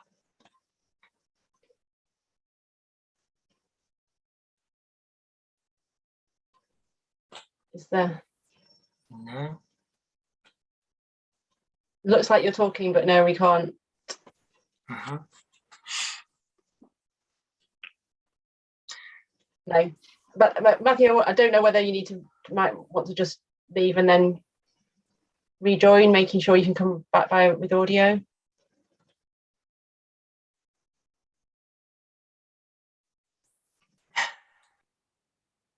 Okay, if you won't mind, Chair, we'll just give Matthew a minute to try and rejoin, because he is the expert on this paper. Sorry, yes. Great for him to be able to say a few words if he can rejoin us. It's basically the last item, so well, I suppose we could look at the forward agenda, but usually we just note that. But I will check if anybody's got any questions on the forward agenda whilst we're here. I think if you want, Noel might be able to say one or two words on the forward agenda whilst we're waiting for Matthew to rejoin. Yeah, let's deal with that and wait for Matthew. Thank you. I think the key one to just note in terms of forward agenda is that item that I mentioned in terms of what's coming in October for the strategic outline case for consideration by yourselves. I think that's the really big thing that's kind of on the horizon. We may also have on the horizon, depending on when the guidance comes from government, an item in terms of scope and remit of the local nature recovery strategy, which the combined authority is likely to be, or is going to be, the kind of statutory body for the production of that document. So we will be outlining, what that entails, how it will be progressed, the scope of activities that will cover. So there's a couple of things that are kind of coming forward. There's also potential for some of the individual programmes that are in the climate environment plan to move forward for consideration by yourselves quite quickly. Particularly something like the flooding programme might be something that maybe doesn't come to the October meeting, but certainly it might be something that's considered at a January meeting, because we think we can move that pretty quickly, and that will be a decision agenda item. Okay, thank you. So we'll sign off for it at the end of the meeting, but that's helpful. Okay, Matthew, should we have another go? Can you hear me now? We can hear you, but you're just very faint. So that feels better. I'll try switching. Does that make any difference? Yeah. Okay, I'm getting lots of thumbs up. That's good. Thank goodness for that. Okay. Right. Thanks very much for bearing with me, and thank you for inviting me to address you once again on the subject of carbon impact assessment. You may remember I presented a paper to the last meeting of this committee at the end of March. So what's precipitated this most recent paper? Well, the short answer is the combined authority has decided to publish the assessments of existing schemes. And this was a separate strand of the carbon impact assessment work, which looked at the carbon impact of a range of different schemes that are currently being taken through the assurance process. Now, I've got some slides to show you. I wanted to take you through some of those assessments, tell you a bit more about the process and what we've learned from it. And in order to do that, I thought it might be most useful to show you a few slides. So I'm hoping you can see some slides now. Yeah, getting some nods there. Okay, thanks very much. So first of all, just a quick background about carbon impact assessment. Three aims basically: to develop carbon impact assessment methodologies and to incorporate those carbon impact assessment methodologies into the assurance process. The idea here is to develop processes by which we can assess the carbon impact of a proposal at the time it's being developed, and therefore supply that information to decision makers in order for them to take that into account when making a decision about the progress of a scheme. The third bullet point there is these assessments of the carbon impact of a range of different schemes that are currently under development. And that's the assessments that are being published as part of the Combined Authority papers this Friday. Those papers are currently available, and they include quite a lot of discussion of those assessments along with the full reporting of those assessments. You may remember that the first two bullet points, those bullet points around the developing techniques and incorporating them into the assurance process, that was the main point of what I was talking about with you the last time I spoke at the March meeting. And subsequent to that meeting, we also held a workshop to go through those methodologies and explain them a little more to you. So the idea is that the methodologies are inputs to the assurance process. We require promoters to carry out carbon impact assessment at the various stages of the decision-making process. And a lot of the development of those methodologies has been informed by these assessments. So in a way, these assessments form the sort of last missing piece, as it were, of the carbon impact assessment project. They show how we've learned from those assessments and how that's fed into the carbon impact assessment methodologies that have been developed for incorporation into the assurance process. I wanted to talk a little bit more about those assessments. The aim of those assessments was obviously to understand a little bit more about the carbon impact of the schemes that we selected. But in a way, the second of those bullet points is more important. They helped in the development of the carbon impact assessment methodologies. They gave us a chance to look at what we know about carbon impact assessment, learn from the information that we've already got about the carbon impact of some schemes on our books, and use that information to help us develop better reporting requirements to give better information to decision makers that they can then use to help them to make decisions about whether a scheme ought to be taken forward or not. First, a few caveats about the assessments that I'm going to talk a little bit more about. These assessments were carried out by our consultants, Mark MacDonald and Ricardo's, and they were based almost entirely on the business case information that was submitted by promoters as part of their business case submissions into the assurance process. So they weren't developed really with the idea of carbon impact assessment in mind, and they were of course developed before carbon impact assessment became a requirement, which is what we're moving towards at the moment. As a consequence, they're taken from existing information. So all the assumptions that are in that business case, and I'll get to a number of those a little bit further on in the presentation, they are carried over. So we were very much working with information that we could glean from these business cases. It wasn't possible to do any extra significant modelling of carbon impact on top of the information that we got from these business cases.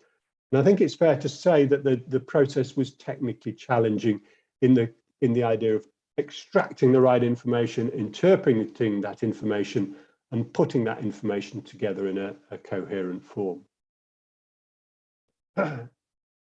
Before I show you the numbers, a number of different very general points about what we found from these numbers. Overall, the results are confusing. The numbers themselves are quite difficult to understand, and I'll take you through why that is for a few selected projects. It's around trying to understand the process that was undertaken by the people who are compiling the business cases, understanding the background assumptions that were made, understanding that modelling was undertaken. As a consequence, we've probably got low confidence in most of these results. I think it's possible to interpret these results, and they can be interpreted in the light of being clear about what's being assessed, the with scheme case and the without scheme case, and what the difference is between those two, and very much looking at a project in isolation and assuming a number of different background assumptions about how the world is going to change over the period under which the assessment has taken place. So you'll see that a lot of these schemes were assessed under a 60-year appraisal period, obviously a very long time, obviously a lot of uncertainty about what the world will look like over that kind of timescale. There were a number of modelling assumptions that were used by people undertaking these assessments. In particular, what kind of behavioural responses were modelled when they were looking at how these schemes might impact on behaviour. And for all these different reasons, and I think you'll understand a little bit more what I mean when we look at some of the numbers, there's a huge amount of uncertainty in these numbers. They shouldn't be used for decision making. And in fact, it's far more interesting to look at them to try and understand where these numbers have come from, what kind of assumptions have given us the numbers that we've got. And that has then been fed into, as I say, into the reporting requirements and the carbon impact assessment methodology, which we've arrived at. Let's have a look at some of the numbers. Okay, now This initially looks a little bit confusing. What have I done here? Basically, I've taken all 41 of the assessments that we did, 41 different schemes, and I've arranged them in order of scheme cost. So at the left-hand side, we have the lowest cost schemes, and at the right-hand side, we have the highest cost schemes. As is all except for the final 5 schemes for which we didn't have cost information, or that cost information wasn't particularly meaningful. Those are the ones with the red ring round them. So basically ignore those schemes for now. As you'll see, there's a range of different carbon impacts from these schemes. Some of them give an increase in carbon emissions, as that's shown by a column above the scale, and some of them reduce carbon emissions, and that's shown by a column which is below the 0 axis there. I split it out into capital carbon and operational carbon. Capital carbon is in orange. Capital carbon is that carbon which is associated with the construction of a scheme, and that, for all the schemes, I think that was negative. That's very much as you might expect. If you're choosing to dig something up, you're choosing to construct a building, you're choosing to move earth around or relay road surfaces, then there's a carbon penalty to that. Some schemes produced a reduction in carbon, and that's a reduction in operational carbon, and that's those blue lines below the 0 axis there, and some of them involved an increase in carbon emissions associated with use. To illustrate some of the issues that we uncovered when we looked at these assessments, I'd just like to take you through a few of the assessments, and I've picked out 4 of them: West Bradford, Selby, A641, and the FAST2 scheme. So first of all, I'd just like to look at the FAST2 scheme. We've just been talking about flood schemes. This was a big flood alleviation scheme in the centre of Leeds. As you might expect, it's got a large capital carbon impact, about 23,500 tonnes of carbon dioxide. And that's associated, of course, with the hard infrastructure that we're creating with this intervention. Now, our consultants decided to scope out operational carbon impact. They felt that it wouldn't have much impact in terms of use carbon, so there wouldn't be much carbon associated with the use of this scheme.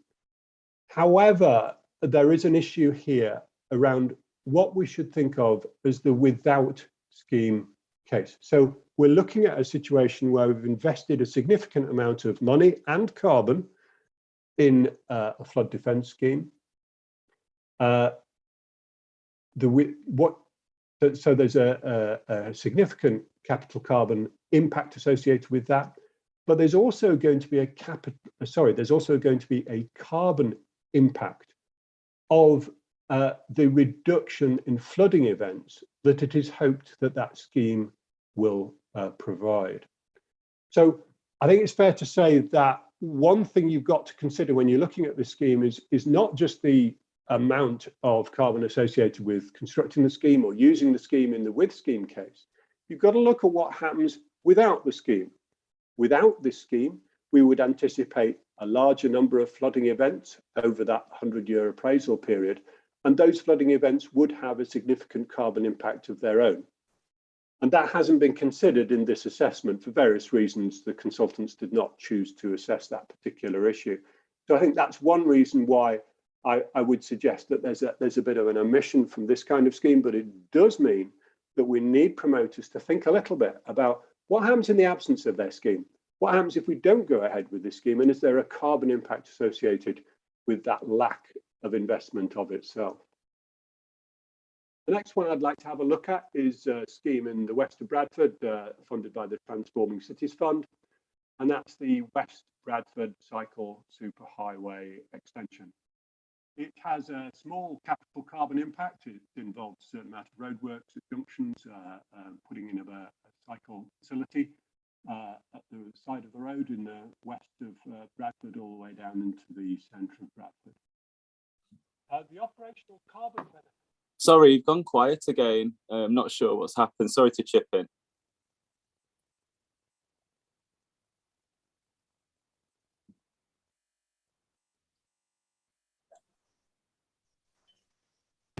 I can't hear anything either. No, still nothing. Seem to have lost you altogether, Matthew, again.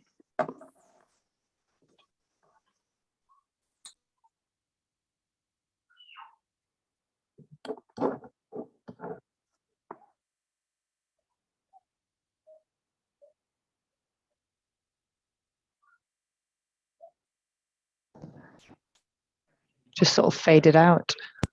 It's melted in the heat. Can you hear me? Yes, Can hello. hear you briefly. Okay. Can you hear me sufficient to hear what I'm saying? Yes. I can't hear you very well, but I will do my best to carry on. Apologies. Okay, so the next scheme I wanted to look at was TCF West Bradford Cycle Superhighway. Small capital carbon impact of this scheme, small operational carbon benefit. So when we're looking at a cycle scheme, we're looking at it in isolation. We're looking at relatively small numbers of existing cyclists, and therefore probably a relatively small number of cyclists who will take up cycling as a result of that intervention. Therefore, we have a small number of trips diverted from cars. So I think one thing I'd like to say about this is that a scheme like this, where we're looking at encouraging cycle use, will have a relatively modest carbon impact, and that carbon impact will entirely depend on how many trips we're diverting from more carbon intensive modes.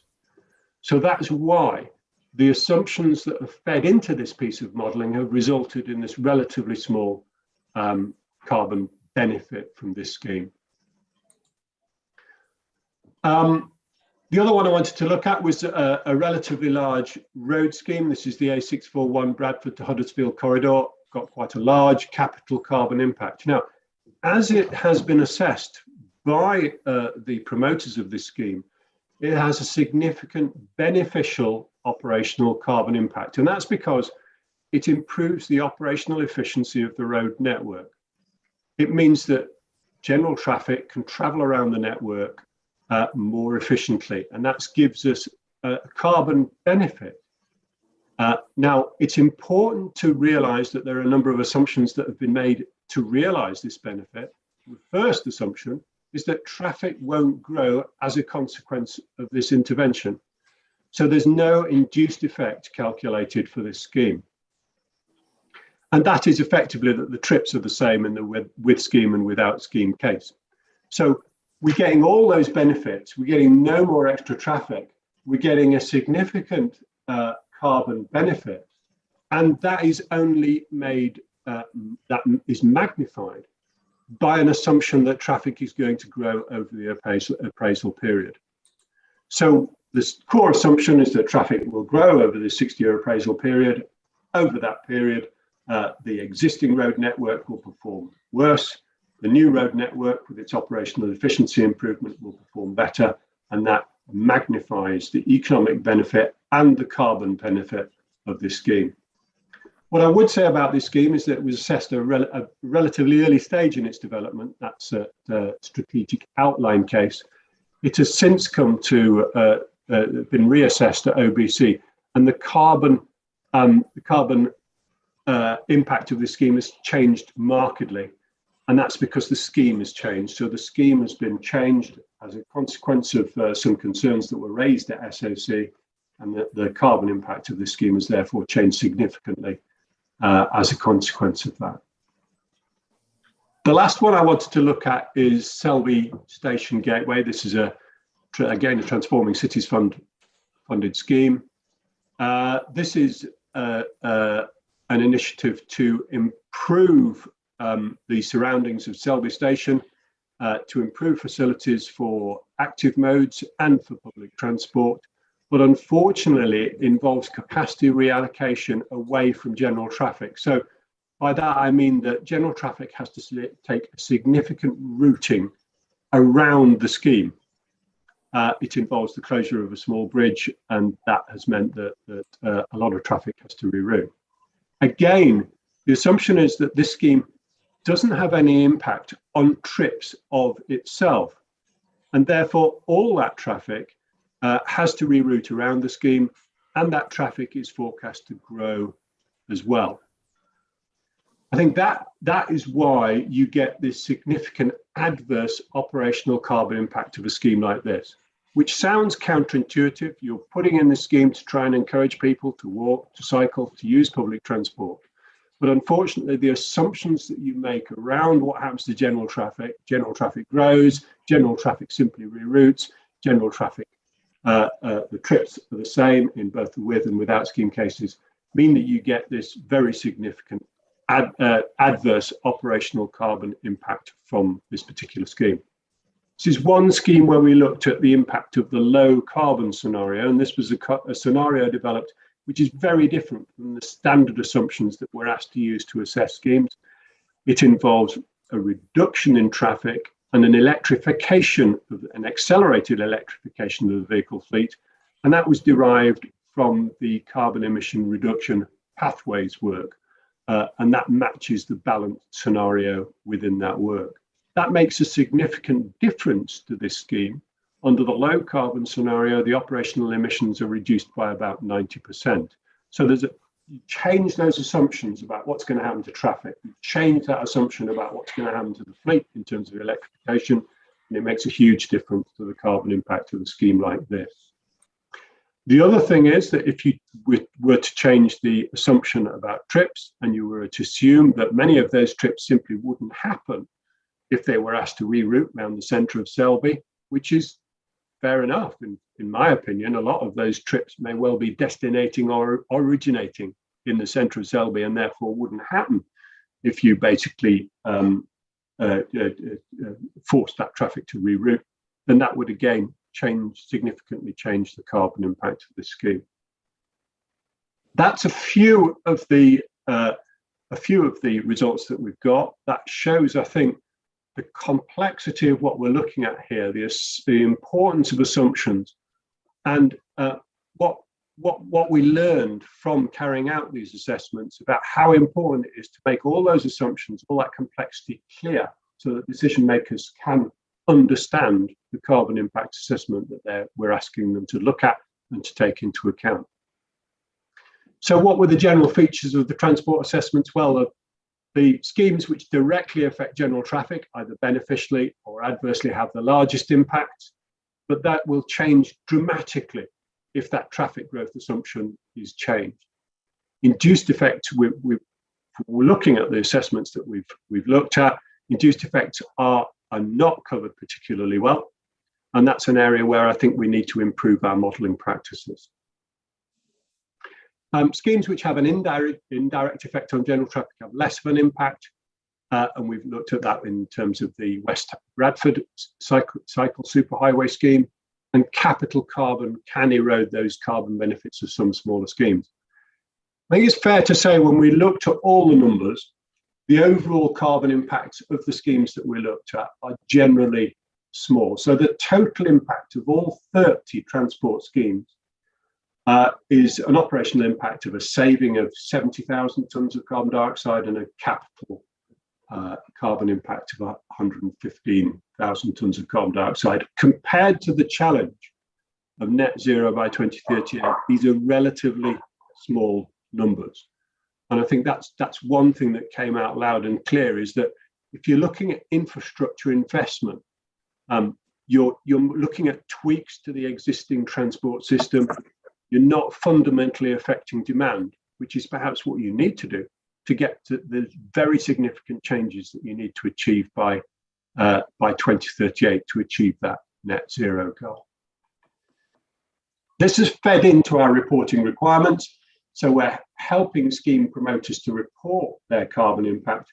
And in particular, we're asking them to be clear about the background assumptions that have been used, in particular on traffic growth and fleet mix. What are the with scheme and without scheme cases to get around that problem with the Leeds flood scheme, which did not consider the without scheme case properly? What behavioural responses are modelled in the models that have been used and what have not been modelled? And a little bit of detail on the carbon calculation methodology, which is a technical issue, but it makes a difference as well.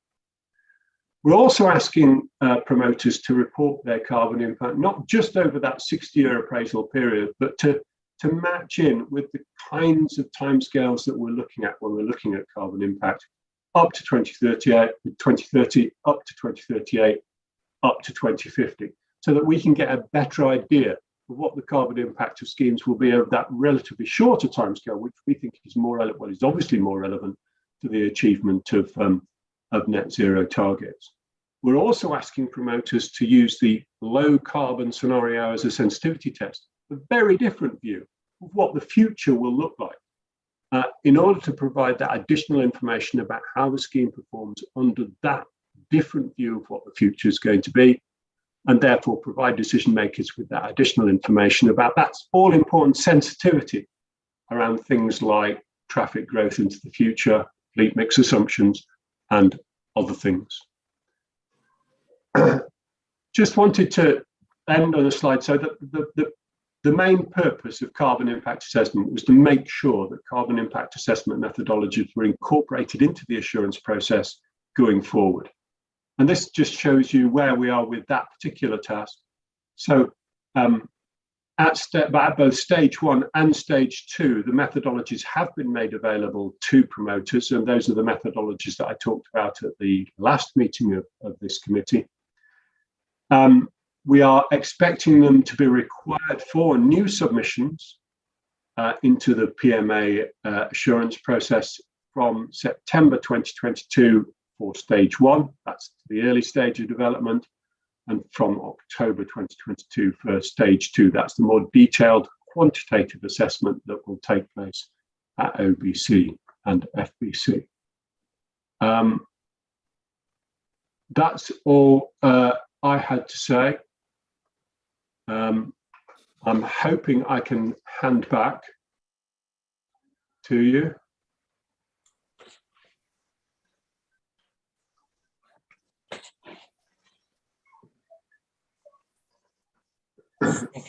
Right. Thank you, Matthew. Telling me how to turn off sharing. Right. I think it says at the top of your screen. Oh, that's it. It's happened. It's happened. Fantastic. Thank you. Okay, thank you. So, yeah, I think that set out really well some of the complexities about this, and I think emphasises that kind of carbon impact assessment of itself isn't kind of a sort of a magic, kind of a magic one that automatically tells us what schemes we should and shouldn't support. And you can see lots of ways immediately, just think of the road schemes, that you can question the assumptions and probably change the outputs by changing the assumptions you make quite significantly. So thank you. I've got Leah and then Paula. Hi. So firstly, I really like, Matthew, what you're talking about do nothing, because there isn't a do nothing scenario, or if we don't do anything, there is a cost. For example, Greater Manchester put the cost of doing nothing for that when they're talking about their walking and cycling network, they put the cost of doing nothing at 3.75 billion per year because of the health impacts of increased traffic and not making that modal shift. And so it's carbon, but then there's also health mixed in there as well. And I know you're not looking at that, but I think you make a really good point that actually you can't just not treat if we leave don't do the flood scheme, then there is that point. I think that's absolutely great. But I suppose my main point is trying to develop this is obviously really hard, and you have looked at different schemes and found these different anomalies and that it's difficult to make decisions on them. And just how confident are you going forward with the process that you've designed that allows councillors and officers to get a good understanding and really be able to compare schemes? Or are you it seems like something that you could tweak and twist in multiple ways, and that's always the thing that happens, but it's getting that consistency so people can get reliable results to make decisions on with. Yeah, I agree absolutely. The main methodology for doing that is to the reporting requirements note, which is actually an appendix to the combined authority paper as well, so you can have a look at that along with the full report on the assessments of existing schemes provided by our consultants. People will always adopt slightly different modelling conventions for different schemes. Different levels of modelling will be appropriate for different schemes of different sizes. I think the best we can do is we can provide, we can require promoters to be clear about the background assumptions that they've used and the modelling assumptions that they've used, i.e. have they used a very, very simple junction model for a very, very simple junction scheme, which obviously won't consider rerouting and it won't consider induced effect. Have they considered just rerouting? Have they considered induced traffic? Those kinds of issues which will make a big difference to the carbon impact. As I think I mentioned a couple of times in the presentation, the background assumptions about what's going to happen to traffic is going to make a very, very big difference to the carbon impact going forward. And we're asking them to carry out an assessment based upon this low carbon scenario and report that as well using the same pro forma as they report their main assessment, so that you can look at those two and you can judge, well, what difference does that different assumption make? That different assumption of what's going to happen to traffic into the future actually make to the carbon impact of this scheme, and in fact to the economic assessment of this scheme, because we were going to require them to do an economic assessment under a low carbon scenario as well. I think it's going to be difficult. We are going to require decision makers to engage a little bit with this, but we hope that via the use of the pro forma, we can at least improve the clarity of these assessments.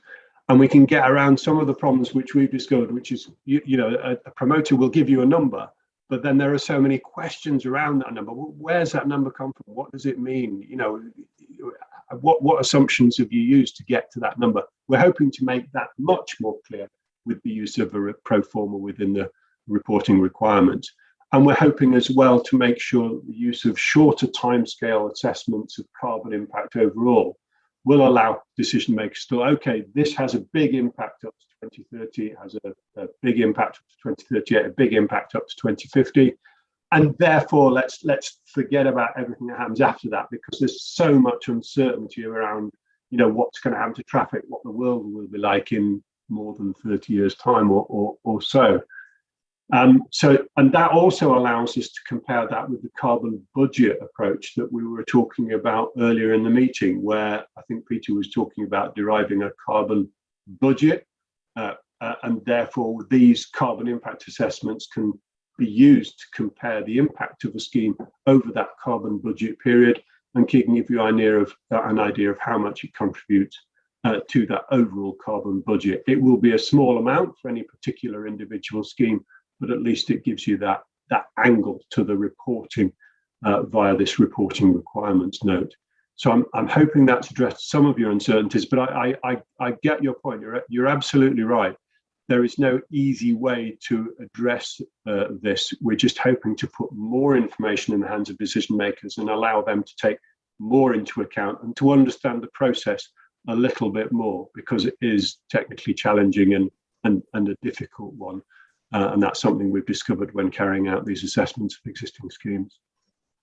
Thank you. Paula and then Gideon. It's a fairly simple question. We do our own assessments, but it would be useful to share the methodology if that's possible. The methodology has now been published, so the methodology is available, was published with the papers of the last meeting of this committee, and the reporting requirements note is published as part of the papers for the combined authority meeting. Those are all available publicly. All this information is being made available to promoters. So if you are putting a scheme through the combined authority assurance process, you should already have access to all the information in the form of the guidance and the notes and the pro formas that we will be requiring promoters to use in the near future. We're unlikely to use it through the West Yorkshire assurance process. Would it be possible for somebody to send me a link just so that I can make sure that we are as robust as you are? I can certainly do that, yes. Thank you. Gideon. Yeah, thank you, Matthew. I find this really interesting because we were looking at the CIA in Kirklees for a road project.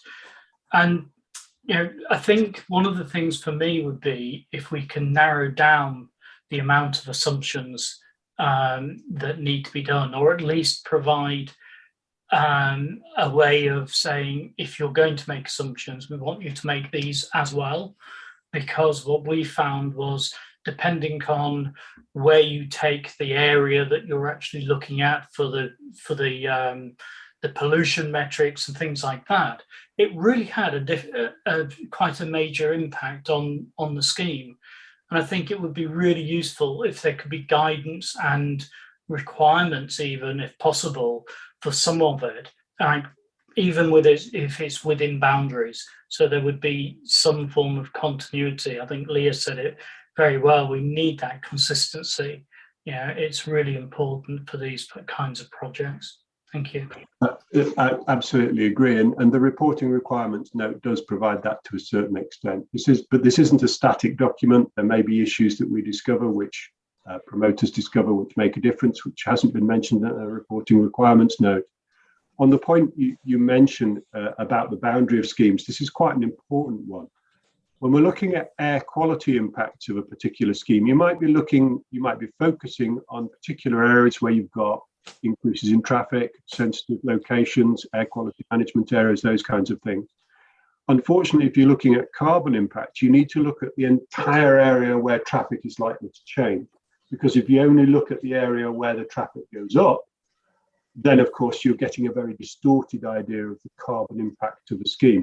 There may well be carbon reductions elsewhere, which are of smaller scale, but which in aggregate outweigh the carbon increases on the particular corridor that you may be looking at. So what I'm trying to say is that the process of carbon impact assessment is very different from the process of air quality impact assessment, because carbon emissions matter wherever they are emitted, whereas air quality emissions matter more where you have sensitive locations and particular air quality issues. But yeah, you're absolutely right. Thank you for that. Thanks. If I can sort of take Cher's prerogative and a couple of comments. I mean, I think the issue around road schemes obviously is going to be what gets a lot of attention here, and yeah, you are just so dependent on the assumptions as well, aren't you? And there are some real challenges. So I think if you take, for example, the A629 scheme, knowing what we know now, thinking where we are now, would we spend 150 million pounds on the A629 scheme if we were starting today? The easy answer is no. But on the other hand, looking at some of the junctions along there and knowing that the best way to get people to modal shift is by things like dedicated bus routes, dedicated cycle routes, none of which the existing road could accommodate. There's also a danger of arguing that we should never support any road scheme. So, and the way you build those things into the assumptions will give very different things. I suppose the bigger questions, I mean, this seems to me is really valuable in terms of we want anybody promoting a particular scheme to make sure they deliver that scheme in a way that has the maximum benefits in terms of carbon or the minimal costs in terms of carbon. What this doesn't really do is provide a mechanism to say what we should spend the money on. And I guess that's the big thing. I mentioned earlier, 40 million pounds for the first wave of climate change schemes sounds great, but as we just mentioned, we're currently looking at schemes in a £1 billion transport scheme. Again, if we had complete flexibility about how we spent our money and said our number one priority is hitting carbon zero, would we be spending that £1 billion in the same way? Almost certainly not. And this carbon impacts assessment is not directly going to help us make those political and professional choices about where we prioritize, I guess. I think that's absolutely true. I mean, I've always believed that carbon impact, even if you could solve all the problems which I've outlined, is only ever going to be one factor that is used in the decision making about particular schemes, and that's quite right. Decision makers may have all sorts of other reasons for investing in a scheme apart from the carbon impact. I think as we move towards net zero, and as we look at what schemes make sense in a low carbon future, we've got to look beyond the immediate carbon impact of a particular scheme assessed in a particular way using a set of particular assumptions. And we've got to think about what kinds of investments make sense in a low carbon future, what kinds of investments will pay off if we believe that the way ahead is significant traffic reductions that we know we need to achieve to get to net zero by 2038. Scott. Yeah, thank you. Just an alternative take, really, and I sort of know it's been touched on and stuff, but I guess one of the issues is that the problem is the sort of expected modal shift that you're using on there. I think you kind of expect low take-up, so you get low BCRs, you like within it, really. And actually, I think, you know, I'll put my eternal optimist hat on that I've always got on the hottest day of the year ever. Is that, you know, I actually think it's a bit pessimistic because you think we won't do it. And I actually think that we can.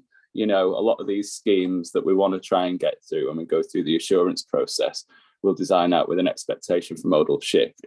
But if it comes back to Wicker or whatever, and there's someone there shaking their head, etc., thinking we won't achieve those metrics, my argument is that we can do. You know, I think we all know about some of the indirect benefits to local economy from moving away from car use, like increasing value of houses and new businesses and stuff coming to the area and reductions in accidents, all that sort of stuff. I'm sure could reel off reams at a time. So that's my only real challenge to it, really, is just some of those pessimistic assumptions about people getting on the bike, people choosing to walk a car, people thinking about different modes of transport. That's it, really. I think those kinds of assumptions feed into not just the carbon impact assessment, but also the economic assessment of these types of schemes. And we do ask promoters to make an estimate, obviously, of what kind of uplift they're expecting associated with their scheme. And we ask them to justify that. And the normal way of justifying that is by comparing that scheme with other schemes which have been built nearby or elsewhere and what kind of performance they've had. I think what I would say is we're looking at this scheme in isolation. We're imagining that just this scheme is built, nothing else changes. And therefore, there's a tendency to look at to be perhaps a little bit over pessimistic around those kinds of issues. If we're looking at a program of measures which incorporate widespread improvement of facilities for cycling and walking associated with a number of other measures perhaps to support cycling and walking, then we could perhaps be a little bit more optimistic about what's going to happen to cycling and walking and therefore the carbon impact of an intervention. But I think looking at an intervention, a cycle facility on its own, I think it's fair to say that without any other support, without any other policy measures, without any other supporting context to it, it's not going to achieve the change that we need to achieve. So while infrastructure is part of the answer, it's not the whole answer. Thank you. So, sorry, Gideon, I think I missed you before, but are you okay if I go through people in the order I've got them now? Yeah, that's fine. Yeah, so Andrew and then Mark. I mean, I think thank you for all your work on this, Matthew, and I think one of the real benefits is that with a methodology, the fact that a methodology does exist, that assertions that some people might make without any foundation won't be as easily made, and so I think that's one of the real benefits of this. And I do wonder about actually getting carbon literacy out there among decision makers more widely, and what we can do about having a program of that. Maybe it's a work for Wicker. Maybe getting carbon literacy work out there so more politicians are actually thinking about carbon when they're making decisions is something we ought to be doing.